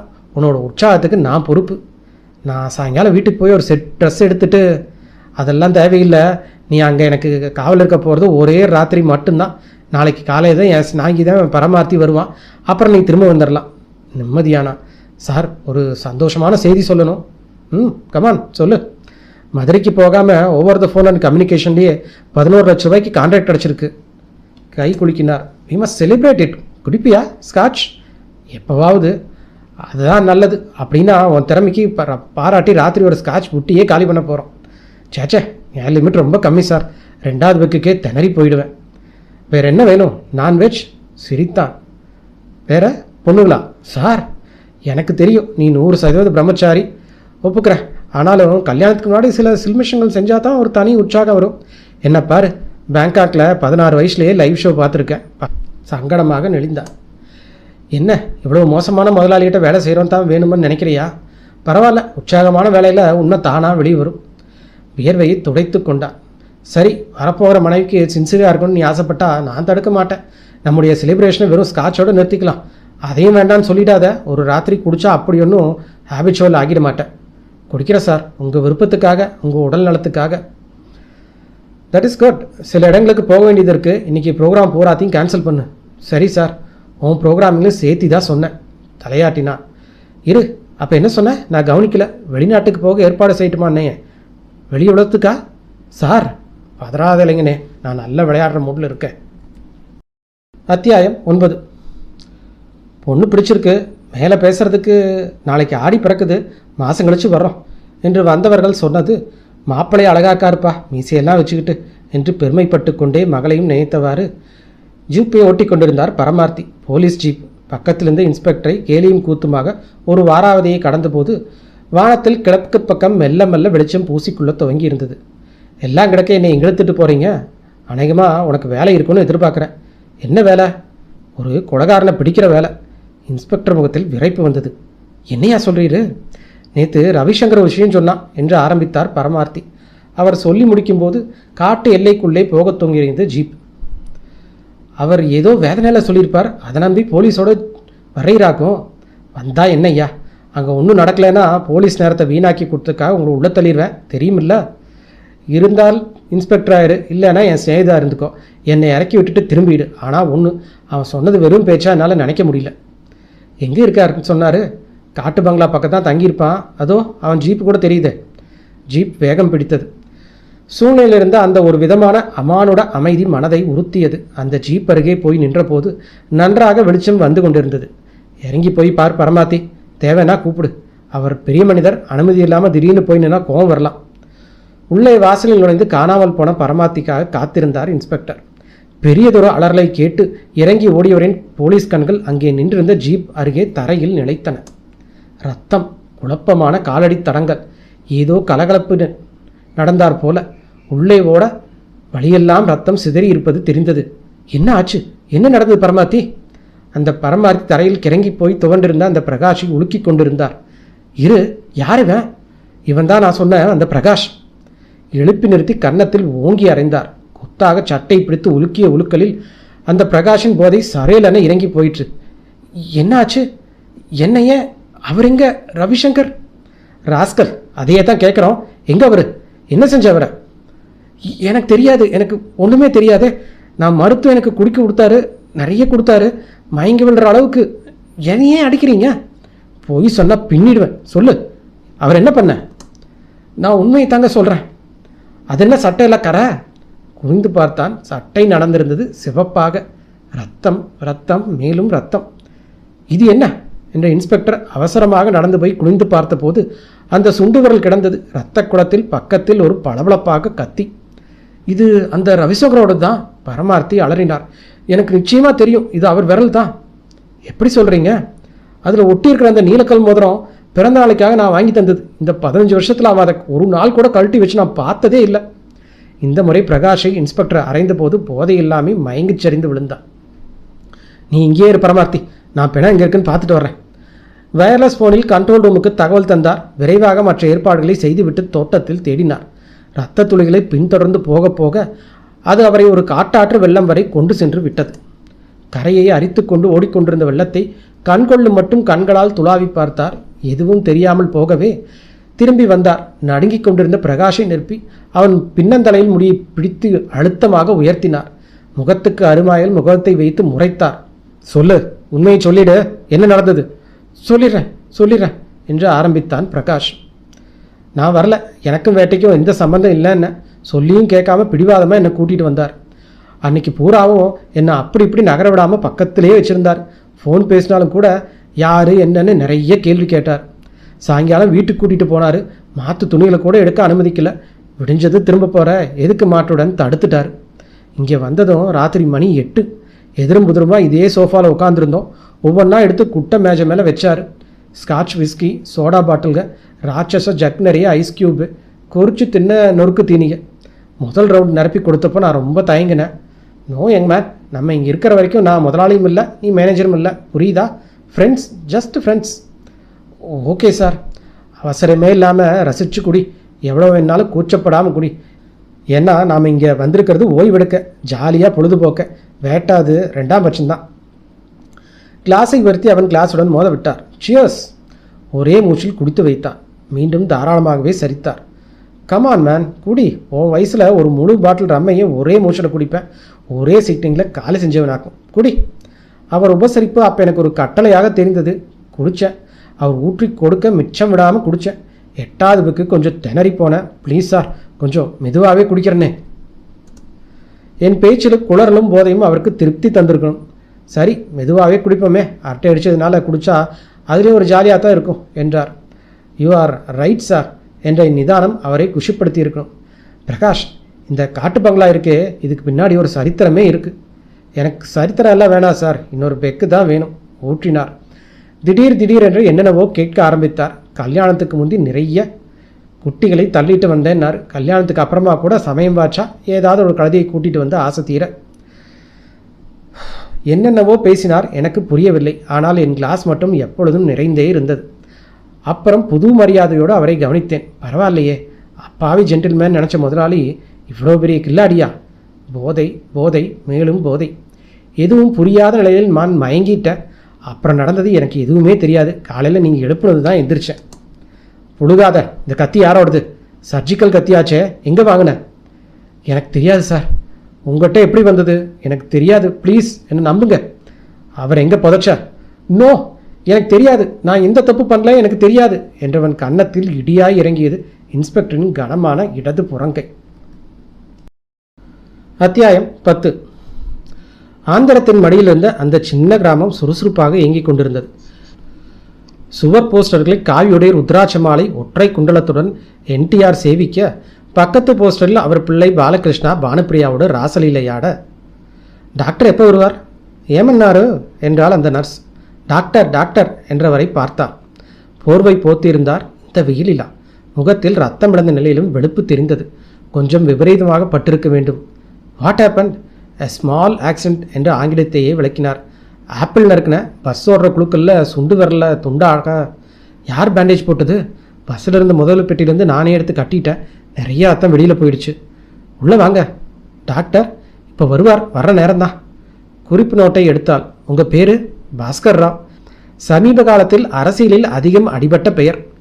விலாசம் ராஜமுந்திரியில் என்று ஆரம்பித்தார். அது என்ன தெலுங்கு தேசத்திலிருந்து தெலுங்கு பேச வரல? படித்தது வளர்ந்தது பம்பாய், ஹிந்தி போலும். ஐயோ வேணாம். டாக்டர் வந்தார். அவசரமாக ஏங்கினார். துண்டாய் போன விரல் எங்கே இருக்குது? ஜன்னல் வழியாக வீசிட்டேன். அதை தொடறதுக்கு முன்னாடி ஒரு காக்கா குத்திட்டு போயிடுச்சு. நம்பினார். காயார ரொம்ப நாள் ஆகுமே. இந்த ஊரில் எங்கே தங்கியிருக்கீங்க? இனிமேல் தான் இடம் தேடணும். இந்த ஊர் பேங்க் ஏஜென்ட் எங்கள் ஸ்நேகிதர் ஏற்பாடு செய்வார். நல்ல வேலை சீக்கிரம் வந்தீங்க. இல்லாட்டி கையை அழுகி போய் முழுசாக வெட்டி எடுக்க வேண்டியதாக இருக்கும். கொஞ்ச நாளைக்கு போலீஸுக்கு தகவல் சொன்னோமா? ஏதாவது அடிதடி? சேச்சே, அதெல்லாம் இல்லை டாக்டர். நானே கவனப்பசகாக ஏற்படுத்திட்ட தற்செயலான விபத்து. இதுக்கு யார் மேலே நாங்கள் புகார் சொல்ல முடியும்? டாக்டர் அமைதியானார். மத்தியான வேளையில் பேங்க் ஏஜென்ட் வந்தார். அடையாளம் புரியாமல் போகவே கண்ணாடியை மாட்டிக்கொண்டு பார்த்தார். சார் நீங்களா? யாரோ பாஸ்கர் ராவ் கூப்பிட்றதா சொன்னாங்களே. நான் தான். இப்போதைக்கு போய் சொல்லியிருக்கேன். ஏன்? போலீஸில் ஒரு அப்பாவி பெண்ணை மாட்டி வைக்க வேண்டாமேன்னு தான். புதுக்கதை தொடங்கினார். விளையாட்டா ஒரு பெண் செஞ்சது என் விரல் தொண்டாகி போச்சு. அப்பாவி பொண்ணு ரொம்ப பயந்துட்டான். நம்பாமல் பார்த்தார் ஏஜென்ட். சரி, உங்கள் ஏமாத்த விரும்பல, உண்மையை சொல்கிறேன் என்று ஆரம்பித்தார். சொன்னார், வீட்டை பொறுத்தவரை நான் இறந்தவன். அப்படித்தான் இருக்கணும். ப்ளீஸ், உங்களை நம்புகிறேன். எனக்கு துரோகம் செஞ்ச அவங்களுக்கு தண்டனை கிடைக்கிற வரைக்கும் நான் தலைமறைவாக தான் இருக்கணும். எனக்கு ஹெல்ப் பண்ணுறீங்களா? செய்கிறேன். என் பேரில் தொல்லாத வர வரைக்கும் யாருக்கும் எதுவும் சொல்ல மாட்டேன். ஆனால் ஒன்று மட்டும் நிச்சயம், பேங்க்குக்கு வந்து உங்கள் பணத்தை புது பேருக்கு மாற்றிடுங்க. சட்டப்படி இறந்தவராக அறிவிக்கப்பட்ட ஒரு பேரில் இருக்கிற கணக்கு இருக்கிறதோ டிரான்சாக்ஷன் நடக்கிறதோ தப்பு. நாளைக்கு காலையிலேயே வர்றேன். சரி, இன்னொரு உதவி சொல்லுங்கள். நான் தங்கி இருக்க வீடும் சாமானங்கள் கூட நீங்கள் தான் ஏற்பாடு செஞ்சு உதவணும். No problem. ரொம்ப தேங்க்ஸ். அப்புறம் வேறு ஏதாவது வேணாலும் கேளுங்க, செய்கிறேன். எனக்கு செய்தித்தாள்கள் அனுப்பணும். ஹிந்து அனுப்புகிறேன். நோ, தமிழ் பேப்பர்கள் வேணும். கஷ்டம். ஸ்டேஷனில் ஹிகின் பாதாம்ஸில் சொல்லி பார்க்குறேன். மறுநாள் பேப்பர் வந்தது. எதிர்பார்த்த செய்தி இருந்தது. பிரபல தொழிலதிபர் கொலை என்றது பெரிய தலைப்பு. மனைவியின் கள்ளக்காதலன் கைது. துணை தலைப்பின் கீழ் இவர் பிரசர நிலையில் சிரித்தார். மேலே படத்தில் கொலை செய்யப்பட்ட ரவிசங்கரை காணலாம் என்றது ஒரு சின்ன குறிப்பு. இன்று குற்றப்பத்திரிகை தாக்கல். மேலே படிக்க விருப்பமில்லாமல் பத்திரிகையை மடித்து வைத்தார். நிமிர்ந்தபோது நர்ஸ் பார்ப்பது தெரிந்தது. சந்தேகமாக, தமிழ் படிப்பியா என்ன? இல்லை, ஏஜென்ட் விட்டுட்டு போயிட்டார். நீட்டினார். படிக்கிறியா? சுட்டு விரல் மட்டும் அசைத்து மறுத்து விட்டு நகர்ந்தாள். அவள் போனதும் செய்தியை மட்டும் கிழித்து வைத்து கொண்டார். பேப்பரை ஜன்னல் வழியாக விட்டெறிந்தார். கட்டலில் சாய்ந்து கொண்டார். கண்கள் மூடியதும் காட்சி வந்தது. அன்று இரவு காட்டு பங்களாவில். ஏய் பிரகாஷ்! மெல்ல கிளவுஸ் அணிந்த வலது கையால் கைப்பிடியை இருக்க பற்றி கொண்டு பிரகாஷை நெருங்கினார். சுண்டு விரலில் இடது கையில் கலற்ற முடியாதபடி மோதிரத்துக்கு அப்பால் கத்தியை கொண்டு போனார். கையை சோஃபாவின் படியில் மேலே வைத்து அழுத்தமாக வைத்து அழுத்தி நறுக்கினார். ஆபரேஷனுக்கு பயன்படுத்தப்படும் கூரான அந்த கத்தி விரலை மிக எளிதாக துண்டாக்கியது. வலியே இல்லாமல் ரத்தம் பீச்சி அடிந்தது. பிரகாஷின் மார்புகளில் நனைத்தார். தரையில் கோணல் கோணலாக வெளியிட்டு ஜீப் வரை போய் போராட்டம் போல ஜீப்பின் மேல் கண்டபடி இறைத்தார். தரையில் வழியை விட்டு காலால் மணலை சிதைத்து சிலித்து விட்டு ஆற்றங்கரை வரை போய் இடது முழங்கை மேல் இருக்க கட்டி ரத்தம் கொட்டுவதை கட்டுப்படுத்தினார். மருந்தை போட்டு நிறைய பஞ்சு வைத்து பேண்டேஜ் துணியால் கட்டினார். அவசரமாக திரும்பி வந்தார். இன்னமும் போதையில் சூழ்நிலையின் விபரீதம் புரியாமல் தூங்கிக் கொண்டிருந்தான் அந்த பிரகாஷ். அவசரமே இல்லாமல் கத்தியில் அவனது வலது கை ரேகைகளை பதிய வைத்து விரலையும் கத்தியையும் பக்கத்துக்கொன்றாக வீசினார். சமையல் அறைக்கு போய் பதில் பேசாமல் இருந்தான். உட்கார்ந்து சோஃபாயில் சாய்ந்தவார்ந்து தூங்கிக் கொண்டிருந்தான். Hey you! தொட்டெழுப்பினார். சவம் போல அசையாமல் இருந்தான் பிரகாஷ். மெலிதாக பாதி கண்களை திறந்து பார்த்து போதையினால் கண்கள் சொருக மறுபடியும் சாய்ந்து விட்டான். முரட்டுத்தனமாக எழுப்பி உசுப்பிய போதும் சரிந்து விழுந்து விட்டான். முழு அளவு போதை. விடியும் வரை அசைய மாட்டான். பெட்டியை திறந்தார். மெடிக்கல் கிட் போன்றதொரு சிறிய கைப்பையை வெளியே எடுத்தார். சமையலறைக்கு போய் ஸ்டவ்வை பற்ற வைத்து தண்ணீரை கொதிக்க வைத்தார். கூர்மையான சர்ஜிக்கல் நைஃப் கத்தியை போட்டார். டிஸ்போசபிள் இன்ஜெக்ஷன் சிரிஞ்சுகளை எடுத்தார். ஊசியால் குத்தி மருந்தை உறிஞ்சினார். கொஞ்சமாக பீச்சி காற்றை வெளியே விட்டு இடது சுண்டலரை சொருகி மருந்தை நரம்பில் ஏற்றினார். இன்னொன்று மூன்றாவது செலுத்தியதும் விரல் பகுதி மரத்து போய் தொங்கையது. முழுவதுமாக மரத்து போய் உணர்ச்சி செத்ததும் கிடுக்கியால் கொதிக்கும் தண்ணீரிலிருந்து கத்தியை கெந்தி எடுத்தார். ஸ்டவ்வை அமர்த்தினார். வெந்நீரை வெளியே வீசி எறிய டோத்தட்டு மண்ணருகே மிக வேகமாக உறிஞ்சிக்கொண்டு விட்டது. பாத்திரத்தை துடைத்து வலைப்பீரவில் வைத்தார். டிஸ்போசபிள் இன்ஜெக்ஷன் சிரிஞ்சுகளை கவனமாக எடுத்து மருந்து பெட்டியில் அடக்கினார். 2 பெட்டிகளில் ஒன்றை மட்டும் திறந்தார். துணிகளுக்கு கீழே கற்றை கற்றையாக பணம் இருந்தது. பாஸ்டர்ட்! அவனை பார்த்து குட் பை, அனுபவி என்று வெளியேறி நடந்தார். இருட்டு அவரை விழுங்கும் முன் நினைத்து கொண்டார், ஊசி மருந்தின் வீரியம் சில மணி நேரத்துக்கு தான் இருக்கும், அதுக்குள்ளே ரோட்டுக்கு போய் பஸ்ஸை பிடிச்சு போயிடணும்.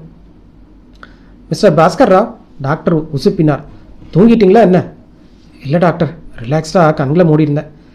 காலையில் பேண்டேஜ் பண்ணிங்களா? ஆமாம் டாக்டர். ஈரப்படாமல் பார்த்துக்கங்க, செப்டிக் ஆகும்னு பயம் இருக்குது. ஆன்டிசெப்டிக் இன்ஜெக்ஷன் கொடுங்களேன். ஐ நோ மை ஜாப் என்று நகர்ந்து போய் தன் அறைக்கு போன பிறகு நினைத்து பார்த்தார். ஒரு சாதாரண மனிதன், வியந்தார். வைத்திய ஆலோசனை சொல்கிறானே. சிகரெட் ஒன்றை எடுத்து பற்ற வைத்துக் கொண்டார் டாக்டர். அத்தியாயம் 11. உங்கள் பெயர்? குற்றவாளி கூண்டில் அரை மயக்கமாக நின்றிருந்த பிரகாஷ் கேள்வி கேட்கும் வக்கீலை பரிதாபமாக பார்த்தார். சொல்லுங்கள் மிஸ்டர், உங்கள் பேர்? பிரகாஷ், பிஆர் பிரகாஷ், பன்ரொட்டி ராமசாமி பிரகாஷ். உங்கள் மேல் சாட்டப்பட்ட குற்றச்சாட்டுகளின் நகல் கொடுக்கப்பட்டதா? தலையாட்டினான். படிச்சிங்களா? எஸ் என்றான் தலையசைப்புடன். உங்கள் மேல் சாட்டப்பட்ட குற்றங்களை அப்படியே ஒத்துக்கிறீங்களா? அப்படியே மறுக்கிறேன். நான் குற்றவாளி இல்லை, நான் கொலை செய்யல. ஆர்டர் ஆர்டர், நீதிபதி எச்சரித்தார். உணர்ச்சி வசப்படாமல் கேட்குற கேள்விகளுக்கு மட்டும் பதில் சொல்லுங்கள் மிஸ்டர் பிரகாஷ். நான் குற்றவாளி இல்லை நீதிபதி அவர்களே. மிலாட், இந்த வழக்கு மன்றத்துக்கு பழகிப்போன அலுப்பு தரும் பதில் இது. நான் குற்றவாளி இல்லை, நான் நிரபராதி. அநேகமாக குற்றம் சாட்டப்பட்டவர்கள் எல்லோரும் சொல்கிற வார்த்தை தான் இது. கோர்ட்டார் அலட்சியப்படுத்த வேண்டுகிறேன். மன்னிக்க வேண்டும் நீதிபதி அவர்களே, என் கட்சிக்காரரை வீணாக துன்புறுத்துகிறார் அரசு வக்கீல். அதை அனுமதிக்கக்கூடாது. இது வழக்கே இல்லை. காணாமல் போன ஒருத்தரை கொலை செஞ்சுதான் என் கட்சிக்காரர் மீது வழக்கு தொடர்ந்து அவர் பேச்சு சுதந்திரத்தையும் பறிக்கக்கூடாது. என்ன சொல்கிறீங்க?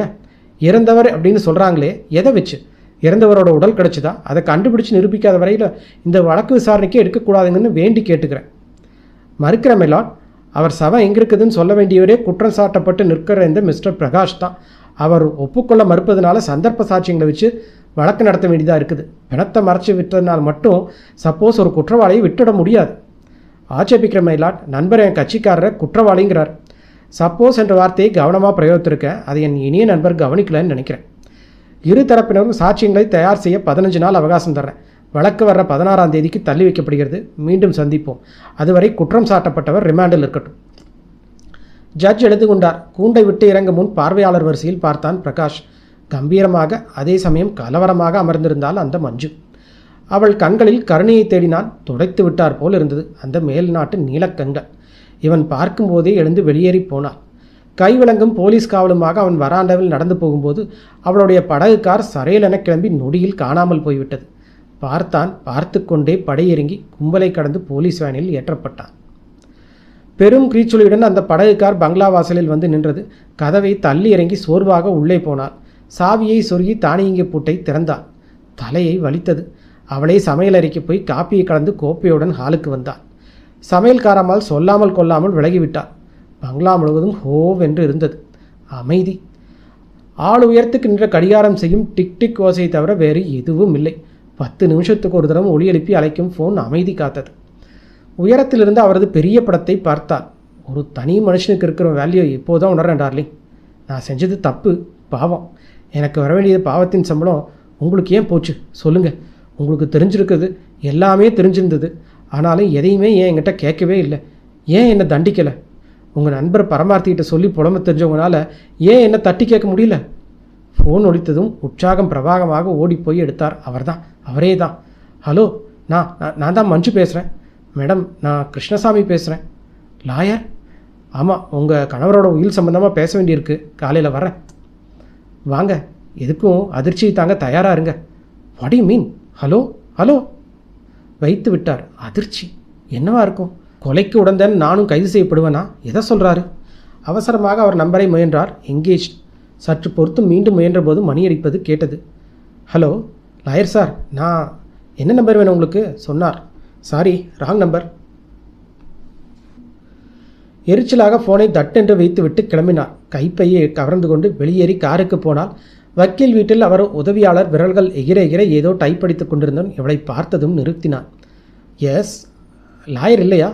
இல்லைம்மா, மத்தியானம் வீட்டுக்கு போனார், திரும்பலை. என்ன சொல்கிறீங்க? அரை மணிக்கு முன்னால் கூட ஃபோன் பேசினாரே. இங்கிருந்து பேசினார்னு சொன்னாரா? இல்லையே, வெளியே இருந்து பேசியிருப்பார் என்றவன் இவளை அலட்சியப்படுத்தி திரும்ப கர்மமே கண்ணானான். எரிச்சலாக படியிறங்கி வந்து கார் ஏறியவளை ஈர்த்தது சற்று தொலைவில் அமைதி காட்டி நின்ற மாருதி, வக்கீலின் கார். அதாவது அவர் இங்கேயே இருக்கிறார். உதவியாளர் சொன்னது பொய். நான் வக்கீலை பார்த்தே ஆகணும் என்றவள் அவன் கோபமாக திரும்பியதும், இல்லைன்னு சொல்லிடாத, கீழே அவர் காரை நிற்கிறத பார்த்து தான் வந்தேன். லுக் லேடி, நான் பிஸியாக இருக்கேன். I told you he is out. தொல்லை பண்ணாதீங்க. அவர் கார் இருக்குதுங்கிறன்னு இல்லை. ஸோ வாட், கிளைண்ட்டோட காரில் போயிருக்காரு. இதெல்லாம் உங்களுக்கு விளக்கம் சொல்கிறதே என் வேலை இல்லை. மைண்ட் யூ ரோக், அலட்சியமாக பேசுகிற. நாளைக்கு அவர்கிட்ட இருந்து உன்னை புகார் செய்வேன். டூ அஸ் யூ ப்ளீஸ் என்ற எரிச்சலாக கேட்டான். அவ்வளோதானே? கோபத்தில் முகம் சிறந்து போக வெளியேறி போனார். அந்த கோபத்தில் காரை ஓட்டிக்கொண்டு வீட்டுக்குள் போய் எதுவுமே சாப்பிடாமலே படுக்கையில் சரிந்தார். மறுநாள் பகல் 12 மணி வக்கீலுக்காக காத்திருந்தவள் கிளம்பினாள். கணவரின் கம்பெனிக்குள்ளே போனபோது சூழ்நிலையில் ஏதோ மாறுதல் போல மனதை உறுத்தியது. ரிசப்ஷனிஸ்ட் இவளை பார்த்ததும் சிரிக்காமல் ஃபோனை எடுத்து பேசுகிறாள். உள்ளே மற்றவர்கள் வழக்கமாக இவள் நுழைந்ததுமே எழுந்து நின்று குட் மார்னிங் மேடம் என்பவர்கள் யாரோ வருகிறார்கள் என்பது போல அலட்சியம் காட்டி வேலையில் ஆர்ந்தார்கள் மிகுந்த அக்கறையாக. பிரகாஷின் அறையிலிருந்து புதியதாக ஒருவன் வெளிப்பட்டு இவளை கடந்து போய் ரிசப்ஷனிடம் ஏதோ சொல்லிவிட்டு வெளியேறி போனான். மேடம், உங்களை எம்டி கூப்பிட்றார் என்ற மேனேஜரின் வாசகம் பூரிக்க வைத்தது. வந்துட்டாரா என்று அவசரமாக கதவை திறந்து உள்ளே போனவள் அதிர்ச்சியாக நின்று விட்டார். இல்லை, அவர் இல்லை. இத்தனை நாளும் ஜாயிண்ட் எம்டியாக இருந்தவர் இவர் நாற்காலிக்கு எதிரே வக்கீல் கிருஷ்ணசாமி. வாங்க madam, please take your seat என்று பக்கத்து நாற்காலியை காட்டவே கொதித்து போனால் கத்தினாள். சட்டம் தெரிஞ்சவர் தான் நீங்கள். கணவருக்கு பிறகு அவர் சீட் தானாக மனைவிக்கு வரணும். என் நாற்காலியை காலி செய்யுங்க முதல்ல. அவசரப்பட்டு பிரயோஜனம் இல்லை. ப்ளீஸ் உட்காருங்க, அமைதியாக பேசலாம். உயில் விஷயம், அவசரம் காட்டக்கூடாது, அலட்சியமும் கூடாது. நின்றுக்கிட்டே கேட்குறேன், சொல்லுங்கள். உங்களோடவர் உயில் எழுதி வச்சுருக்கார். அவருக்கு அப்புறம் அவர் இடத்த உங்களுக்கு தரக்கூடாதுன்னு. வாட்? எஸ், அவர் பங்கு லாபத்தை அநாதை விடுதிகளுக்கும் செவிட்டுமை பள்ளிகளுக்கும் பங்கு போட்டு தரணுமா? முடியாது, நான் வழக்கு போடுவேன். நான் அவரோட மனைவி. அது அவரே மறுத்திருக்காரே. அவர் மறுத்தால் ஆயிட்டா? பிரான்ஸில் எங்கள் கல்யாணம் நடந்ததுக்கு சர்டிஃபிகேட் இருக்குது. இங்கே இந்தியா வந்தது கல்யாணத்தை பதிவு செஞ்சீங்களா? இல்லை, வெளிநாட்டில் கல்யாணம் நடந்தாலும் இந்த ஊரில் பதிவு செய்யாத வரைக்கும் உங்கள் கணவன் மனைவி சட்டப்பூர்வமானதில்லை. அதிர்ந்தா தவிர இது அவருடைய சுய சம்பாத்தியம். யாருக்கு எதையும் எழுதி வைக்கிற உரிமை அவருக்கு உண்டு. உங்களையும் அனாதையாக விடலை. நீங்கள் இருக்கிற பங்களாவும் பேங்க்கில் இருக்கிற கேஷும் உங்களுக்குங்கிறது உயல். இனிமேல் இந்த ஆஃபீஸ்க்குள்ளே வர உங்களுக்கு உரிமை இல்லை என்னும் பழைய ஜாயிண்ட் எம்டி முறையை வெறித்து பிறகு வெளிரிப்போன முகத்துடன் விருட்டென வெளியே போனார். அத்தியாயம் 12. 15ஆம் தேதி ராஜமுந்திரி ரயில் நிலையத்தில் உலாவும் அவர் முற்றிலும் மாறியிருந்தார். விரல் ரணம் முழுவதும் மாறிவிட்டது. 4 விரல்களை மட்டும் காட்டியது. கதர் சட்டை, கதர் ஜிப்பா அணிந்திருந்தார். தாடி வளர்ந்து பரவி இருக்க கண்களுக்கு கிளாஸை கொடுத்திருந்தார். இத்தனை நாளும் சாயம் பூசாததினால் தலைமுடி செம்பட்டையாகி காடாக படர்ந்து கிட்டத்தட்ட ஹிப்பு நிலைக்கு மாறி இருந்தது. சிகிச்சையின் போது தின்ற நிறைய பயாட்டிக் மாத்திரைகள் கண்களுக்கு கீழே கருப்பு பூசி இருந்தது. கட்டுப்பாடான உணவினால் மிகவும் இளைத்து போயிருந்தார். ஹாவ்ரா மெயிலுக்காக காத்திருந்தவர் அட்டகாசமாக வந்து நின்ற ரயிலில் முதல் வகுப்பு தேடி ஏறினார். ரயில் நகர்ந்ததும் வந்த டிடிஆரும் கேட்டார். Your name please? Bhaskar Rao என்றார். கார்டில் பெயரை சரிபார்த்து நகர்ந்தார் டிடிஆர். போகும் முன் மேல் பர்த்தை காட்டிவிட்டு போனார். கீழிருந்து பார்த்த வளைமன், உங்களால் மேல் பர்த்துக்கு ஏறது இறங்குறது கஷ்டம், நீங்கள் என் பர்த்து எடுத்துக்கங்க என்றான் பரிவாக. உண்மை, நிறையத்தான் மாறிவிட்டிருந்தார். ராய்பேட்டை எங்கே சார் என்ற ஆட்டோ டிரைவருக்கு ஹோட்டல் பெயரை சொன்னார். அறைக்கு போய் அவசரமாக குளித்து பட்டையாக விபூதி அணிந்து தூய கதரை ஆடியுடன் கண்ணாடி அணிந்து கிளம்பினார்.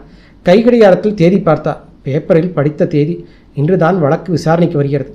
வெளியேறி நடந்தவர் நின்று தந்தி வாங்கினார்.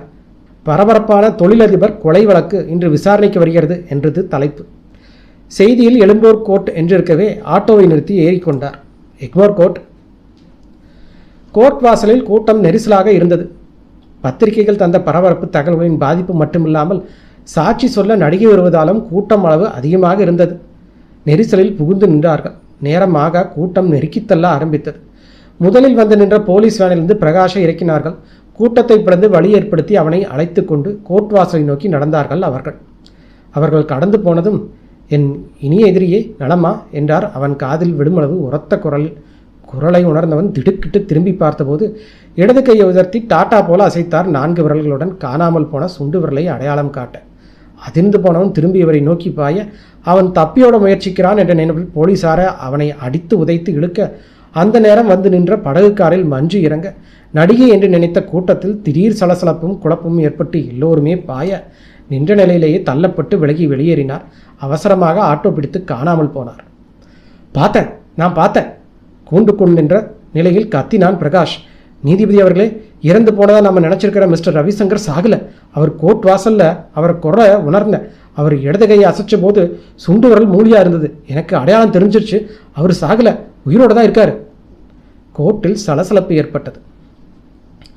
ஆட்டோ காசினாவை தொடும்போது டிரைவர் முதுகை தொட்டார். இல்லைப்பா, திரும்ப என்ன கோர்ட்லேயே விட்டுரு.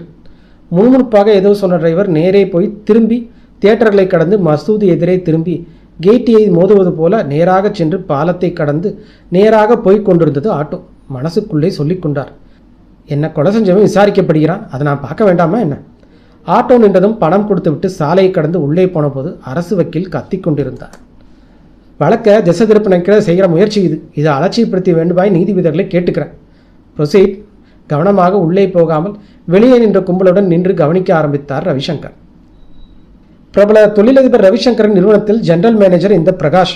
மிஸ்டர் ரவிசங்கரின் தனிப்பட்ட அக்கறை காரணமாக இந்த சிறுவயதிலேயே அவ்வளவு பெரிய பதவிக்கும் அந்தஸ்துக்கும் உயர்ந்தவர். நன்றி கூற வேண்டியவருக்கு துரோகம் செய்திருக்கிறார். அவருடைய மனைவியாக வாழ்ந்த மார்கரெட் அலைஸ் மஞ்சு என்ற பெண்ணிடம் கள்ளக்காதல் உறவு நடத்தியிருக்கிறார்.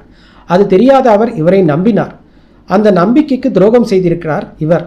அதை அவரே தன்னுடைய நண்பரான பரமார்த்தியிடம் சொல்லியிருக்கிறார். இவர்களால் தன் உயிருக்கு ஆபத்து வரலாம் என்றும் பயந்திருக்கிறார். இது மிஸ்டர் பரமார்த்தியின் சாட்சியத்தின் போது விளக்கப்படும். அப்ஜெக்ஷன் இல்லா. எஸ், அவ்வளோ பயம் இருக்கிறவர் எப்படி வேட்டைக்கு அதுவும் தனியாக இவரை அழைச்சிட்டு போயிருக்க முடியும்? அதையும் பரமார்த்தியும் சாட்சியும் நிரூபிக்கிறதும் இல்லா. அவர் விருப்பத்தின் பேரில் அழைச்சிட்டு போகல, மனைவியோட பிடிவாதத்துக்காகவே அழைச்சிட்டு போயிருக்கார். நோ. கூட்டத்திலிருந்து மஞ்சு வந்து கத்தினார், இது பொய். சைலன்ஸ். பார்வையாளர் பகுதியிலிருந்து சத்தம் போடக்கூடாது. சாட்சிக்கு வரும்போது ஆட்சேபிக்கலாம். இன்னொரு தடவை குறுக்கிட்டா நீங்கள் வெளியேற்றப்படுவீங்க. You proceed. ஜன்னல் வழியாக அவள் முகத்தை பார்த்த ரவிசங்கர் மனத்தில் திருப்தி வந்தது. குரூர திருப்தி. அளவுக்கு மீறி குடித்ததினால் நினைவிழந்ததாகவும் அதற்கு பின் அங்கே நடந்தது எதுவும் தனக்கு தெரியாது என்றும் இவர் சொல்லுவது பொய். அப்படி மயங்கி விடும் வரை மிஸ்டர் ரவிசங்கர் உயிரோடு இருந்தார் என்பதற்கு நிரூபணம் இல்லை. கடம் கோட்டார் அவர்களுக்கு நிரூபிக்கவே நிறைய சாட்சியங்கள் இருக்கின்றன. அந்த காட்டு பங்களாவில் அறுபட்டு கிடந்த விரல் மிஸ்டர் ரவிசங்கருடையதான் என்பதற்கு அதோடு இருந்த மோதிரமே சாட்சி. அந்த அறையில் கிடந்த கத்தியில் குற்றம் சாட்டப்படுவரின் கைரேகர் மட்டுமே இருக்குதே தவிர வேறு எந்த கைரேகையும் இல்லை. அந்த கத்தி எது என்று எனக்கு தெரியாது. அதை நான் முன்ன பின்ன பார்த்ததே இல்லை. பொய் சொன்னார் மிஸ்டர் லாட். ஆஃபீஸில் இவரோட மேஜை சோதனை செஞ்ச போது எக்ஸிபிட் நம்பர் 3 கிடைச்சிது.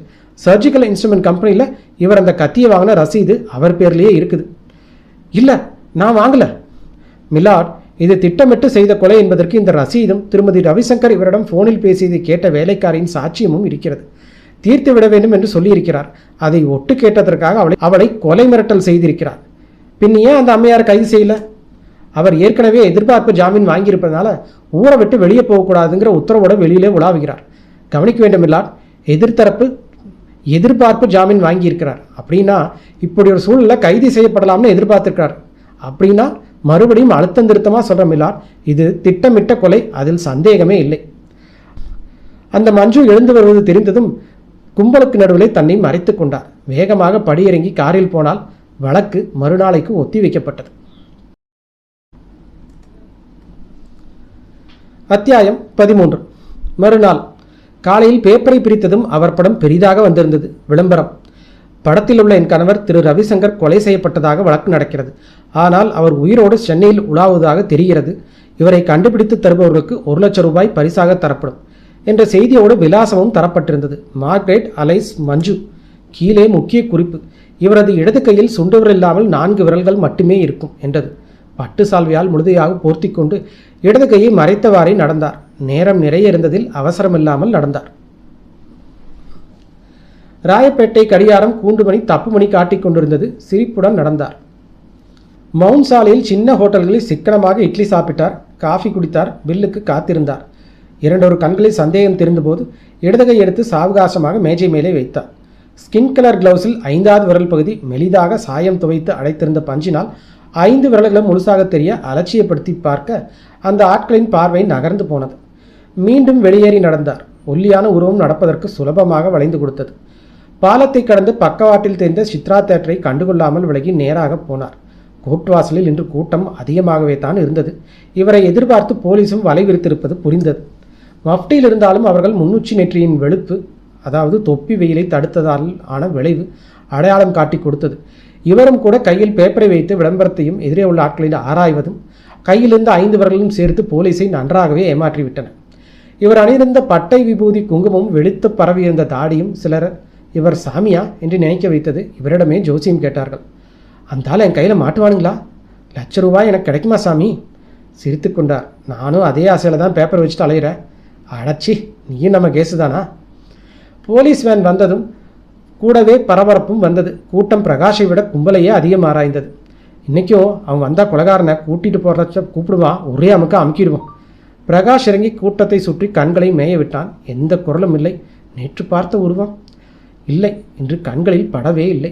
வராண்டாவில் நின்றவர் பரபரப்புடன் கூட்டத்தை ஆராய்ந்து கொண்டிருந்தால் மஞ்சு. பிரகாஷை உள்ளே அழைத்து வந்ததும் ஏமாற்றம் கண்களில் படிய மெல்ல திரும்பி தளர்ந்த நடையுடன் உள்ளே போனார். மிதமான வெட்டிச்சிரிப்புடன் அமைதியாக போய் மறைவில் நின்று கொண்டு கவனிக்கத் தொடங்கினார். கோர்ட்டில் உறுதியாக வாதாடினார் அரசு வக்கீல். போலீஸ் தரப்பில் தரப்பட்டுள்ள போட்டோக்களை கனம் கோட்டார் அவர்கள் கவனிக்க வேண்டும். அதில் காட்டு பங்களாவில் வெளிவாசல் வரையிலும் அடுத்தது அவர் ஜீப் மீதும் ஏகமாக ரத்தம் தெளிக்கப்பட்டிருக்கிறது, சிதறி இருக்கிறது. அவரை முரட்டுத்தனமாக தாக்கி கழுத்து நாடி போன்ற உயிர் பாப்பான பகுதியில் அறுத்து குற்றம் சாட்டப்பட்டவர் இவர்தான் கொலை செய்திருக்கும் வாய்ப்புண்டு. அந்த காட்டு பிரதேசத்தில் இந்த இரவு இவர்கள் 2 பேரையும் தவிர வேறு யாரும் இல்லை என்பது கவனத்தில் கொள்ளத்தான் வேண்டியிருக்கிறது. ரத்தம் சிந்திய நிலையிலேயே எடுத்து போகப்பட்ட மணல் தடையும் காட்டாற்று வரை சென்று பின் காணாமல் போயிருக்கிறது. அதன் பிறகு அவர் உடலை யாரும் பார்க்கவில்லை. இதை வைத்து அங்கு நடந்ததை கணிப்பது கோர்ட்டார் அவர்களுக்கு கஷ்டமாக இருக்க முடியாது என்று நம்புகிறேன். அப்ஜெக்ஷன் மில்லாட், தண்ணீர் எடுத்து விட்டு போட்டினார் என்பது நண்பரின் வாதம். ஆனால் அப்படி தண்ணீரில் வீசப்பட்டிருந்த பணம் இத்தனை நாளாக எங்கேயாவது ஒதுங்காமலா இருக்கும்? அப்படி ஒரு தகவலும் இல்லையே. இவருடைய இந்த கேள்விக்கு தகுந்த பதிலை நண்பர் கூண்டிலுக்கும் மிஸ்டர் பிரகாஷ் தான் சரியான பதிலை தர முடியும். கல்லை கட்டி மூழ்கடித்தாரா அல்லது போலீசாரின் கவனத்தை திசை திருப்பச் செய்து தூக்கி போய் தொலைவில் புதைத்து விட்டாரா? அது அவருக்கு மட்டுமே தெரிந்த சங்கதி. பிடிவாதமாய் வாய் திறக்க மறுக்கும் அவரால் தான் உண்மையை சொல்ல முடியும்.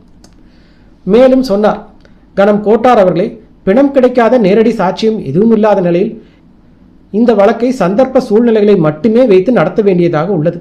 நேற்று வரை அவர் கோர்ட் வாசலிலே உயிருடன் பார்த்தாக சொல்லுவது கோர்ட் வழக்கை திசை திருப்பச் செய்யும் முயற்சியை தவிர வேறில்லை. திருமதி ரவிசங்கர் இன்று கொடுத்திருக்கும் பத்திரிகை விளம்பரமும் அதே ரகம். That's all my Lord. அதன் பிறகு வழக்கு தொடர்ந்து ஒத்திவைக்கப்பட்டது. வக்கீலின் வாதங்கள் சாட்சியங்கள் என்ற அவசர கதையில் நடந்தன. கடைசி நாளில் அரசு வக்கீல் ஆணித்தரமாக சொன்னார், திருமதி ரவிசங்கரும் குற்றம் சாட்டப்பட்ட பிரகாஷும் அவர் இறந்திருக்கவே முடியாது என்றுதான் சாதிக்கிறார்கள். தங்கள் சொந்த செலவில் ஏராளமான பத்திரிகை விளம்பரங்கள் தந்து அவர் இருக்கும் இடத்தை அறிய முயற்கிறார்கள். தோல்வி. போலீசாரும் கோர்ட்டு வாசலில் தினமும் தேடியிருக்கிறார்கள். அப்படி 4 விரல் இடது கையில் இருக்கும் யாரும் கிடைக்கவில்லை. அதிலும் தோல்வி. அந்த தோல்வி முயற்சியே அவர் இப்பொழுது உயிருடன் இல்லை என்பதற்காக என் வாதத்துக்கு சாட்சியமாக காட்ட விரும்புகிறேன். குற்றவாளி வயதில் சிறுவன் தான், ஒப்புக்கொள்கிறேன். ஆனால் ஒழுக்கமே இல்லாத அவன் வாழ்க்கையை கனம் கோட்டார் அவர்களின் கருணைக்கு பாத்திரமாக அருகதையற்றவன் என்பதை விளக்கும். அந்த அளவில் குரூரமான முறையில் தனக்கு தீங்கே நினைக்காத ஒரு நிரபராதியை கொன்று இறுதிக்கடனுக்கு கூட பயன்படாமல் உடலை மறைத்துவிட்ட இந்த பிரகாஷ் தயவுதாட்சணியமின்றி மிக அதிகபட்ச தண்டனை, கடுமையிலும் கடுமையான தண்டனை வழங்குமாறு கோர்ட் அவர்களை கேட்டுக்கொள்கிறேன். அன்றைய பேப்பர் செய்தியை படித்துக் கொண்டிருந்து மடித்து வைத்துவிட்டு கட்டலில் சாய்ந்தார். திருப்தியாக இருக்குது, ரொம்ப திருப்தியாக இருக்குது. கோர்ட்டுக்கு போகாமல் அறையிலிருந்தே பேப்பரில் செய்திகளை சேகரித்து கொண்டிருந்தார் அவர். கடைசியாக நீ ஏதாவது சொல்ல விரும்புறியா இளைஞனே? நீதிபதியின் கேள்விக்கு ஒரே ஒரு வார்த்தை சொல்ல விரும்பும் நீதிபதி அவர்களே. என்ன அது? நான் நிரபராதி. ரவிசங்கருக்கு மகிழ்ச்சியாக இருந்தது. வழக்கின் விசாரணை செய்திகளை சேகரித்து வைத்திருந்தார். ஒவ்வொன்றாக பிரித்தார்.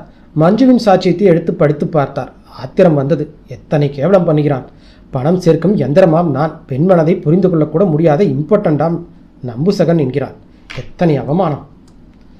என்னை சார்ந்து வாழ்பவர்கள் எல்லாம் வெறும் தலையாட்டி பொம்மைகளாக இருக்க வேண்டும் விரும்புகிற ஒரு சாட்டிஸ்ட். என்னம்மா பொய் சொல்கிறான்? அவர் எனக்கு அன்பை தராத மிருகமாம். டார்லிங், மை மஞ்சு டார்லிங் என்று கொஞ்சிய நாட்கள் குளிர் பிரதேசங்களை கைகோர்த்து நடந்தது. அவளுக்கு சின்ன ஜுரம் வந்தாலும் தாங்காமல் துடித்து போனது நானா மிருகம்? பொறுமினார். பாவி, விவஸ்தை கெட்ட நாயே! கணவர் இறந்து போனதையே அவள் நம்ப தயாராக இல்லையாம். தன்னையும் பிரகாஷையும் தப்பாக நினைத்து எங்களை பழிவாங்கும் நோக்கம் தான் இப்படி ஒரு ஜோடனை செய்து எங்கேயோ ஒளிந்திருக்கிறாராம். பேப்பரை வீசி எறிந்தார். விச், உன்னை விட நான் புத்திசாலிடி. எந்த பிஸ்னஸை எப்படி செஞ்சால் என்ன லாபம் கிடைக்கும்னு எனக்கு நல்லா தெரிஞ்ச கை வந்த கலடி அது. எஸ், ஐ ஆம் கிரேட், த கிரேட் ரவிசங்கர். எதை இழக்க நேர்ந்தாலும் நினச்சதை முடிக்கிற சிங்கம் டி. என் கணவர் எனக்கு அன்பையே தரவில்லை. நான் அவருக்கு கருவி, அரிப்பு தீர்க்கும் கருவி, பெண் இயந்திரம். அதற்கு தடை கூடாது என்ற ஒரே காரணத்துக்காக என்னை பிள்ளை பொற்றுக்கொள்ளக்கூட விடாத பாவி. நெஞ்சை பிடித்து கொண்டு தடுமாறினார். எனக்கு தாய் பாட்டி பட்டமெல்லாம் வேண்டாம், உங்களுக்கு காதலி, நான் காதமெல்லாம் வெறும் காதலியாகவே இருக்கணும் அப்படின்னு சொன்னவ தானே இவ.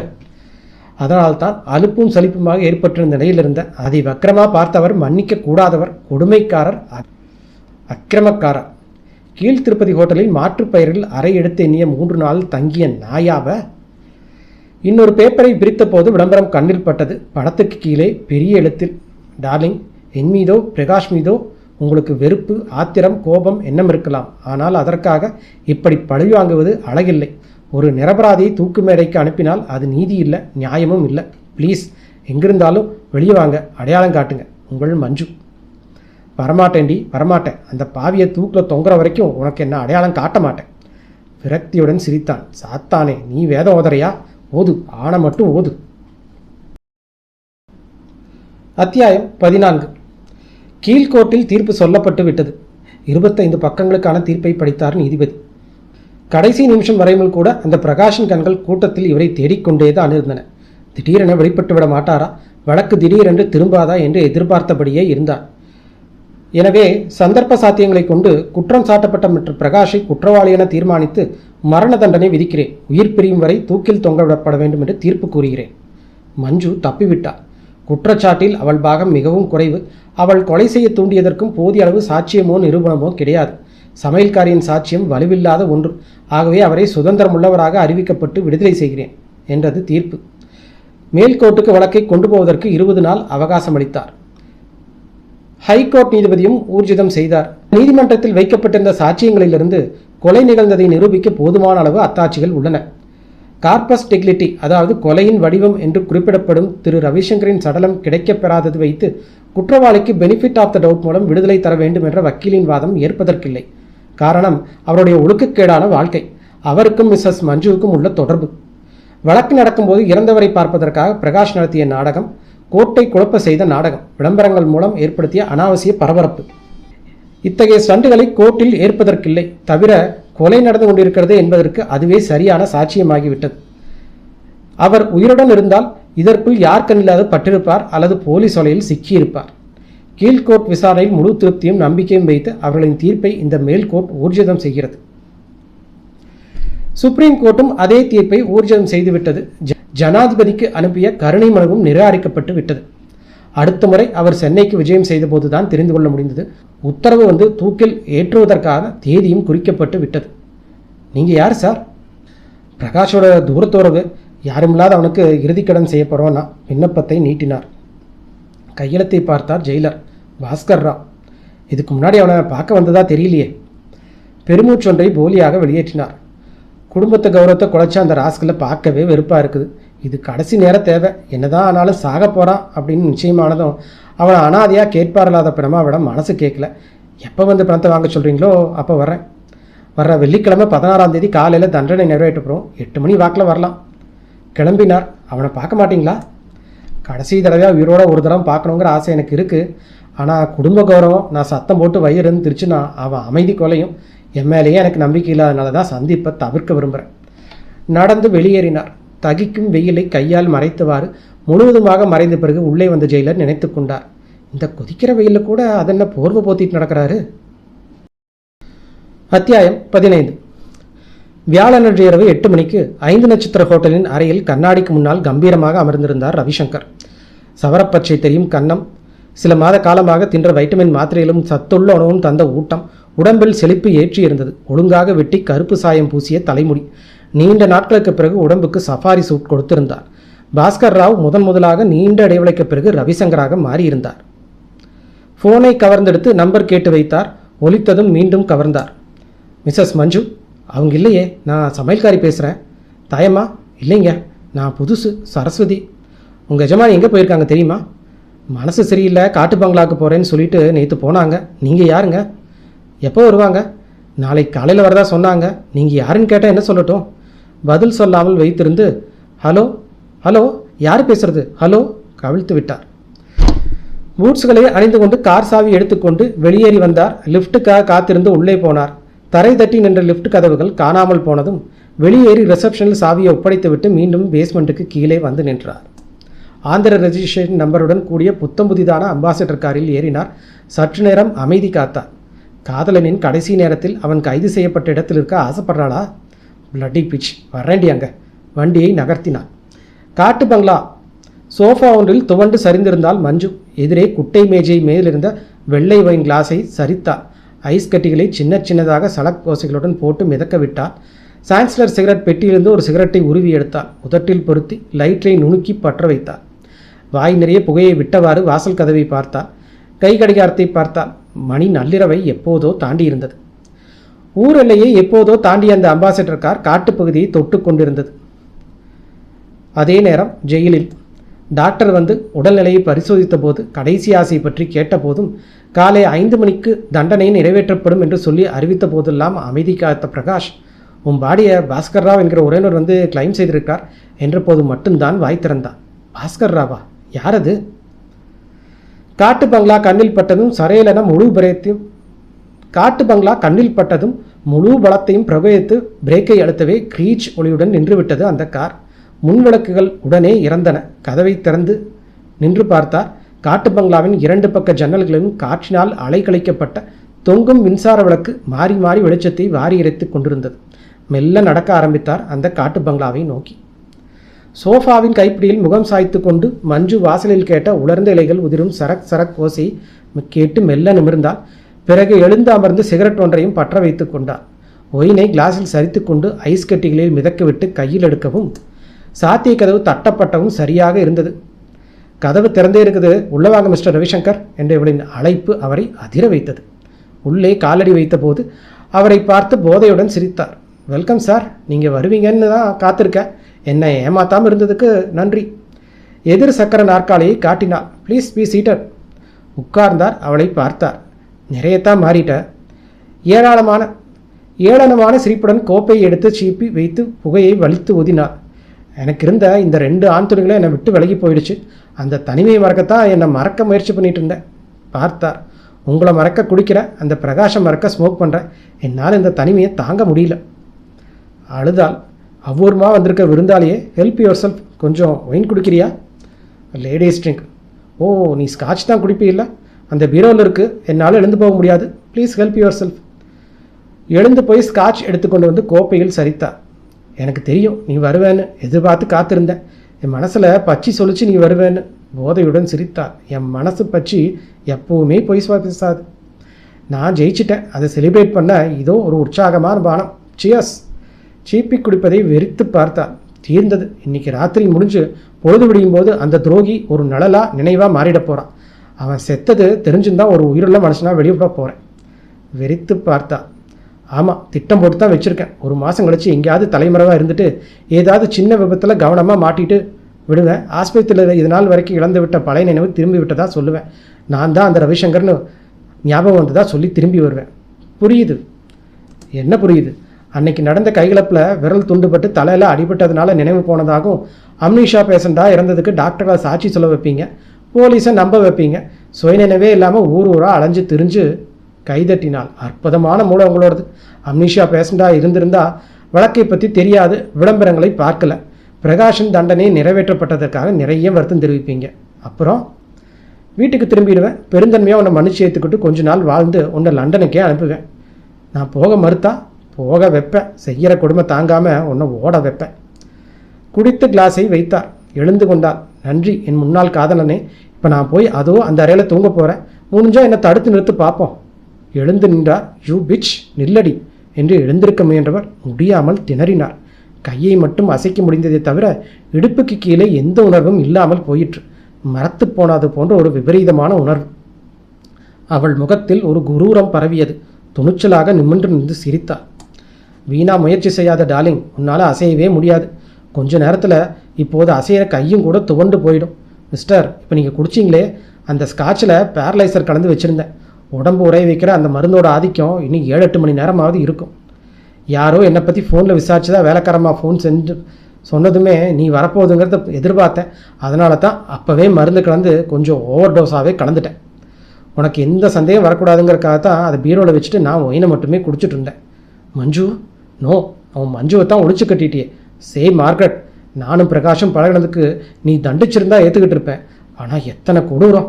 அந்த அப்பாவையே சட்டத்தின் மூலமாக சாகடிச்சிட்டிங்களே. அந்த பாவம் உங்களை சும்மா விடாது. மன்னிக்க மாட்டேன் முட்டாளே.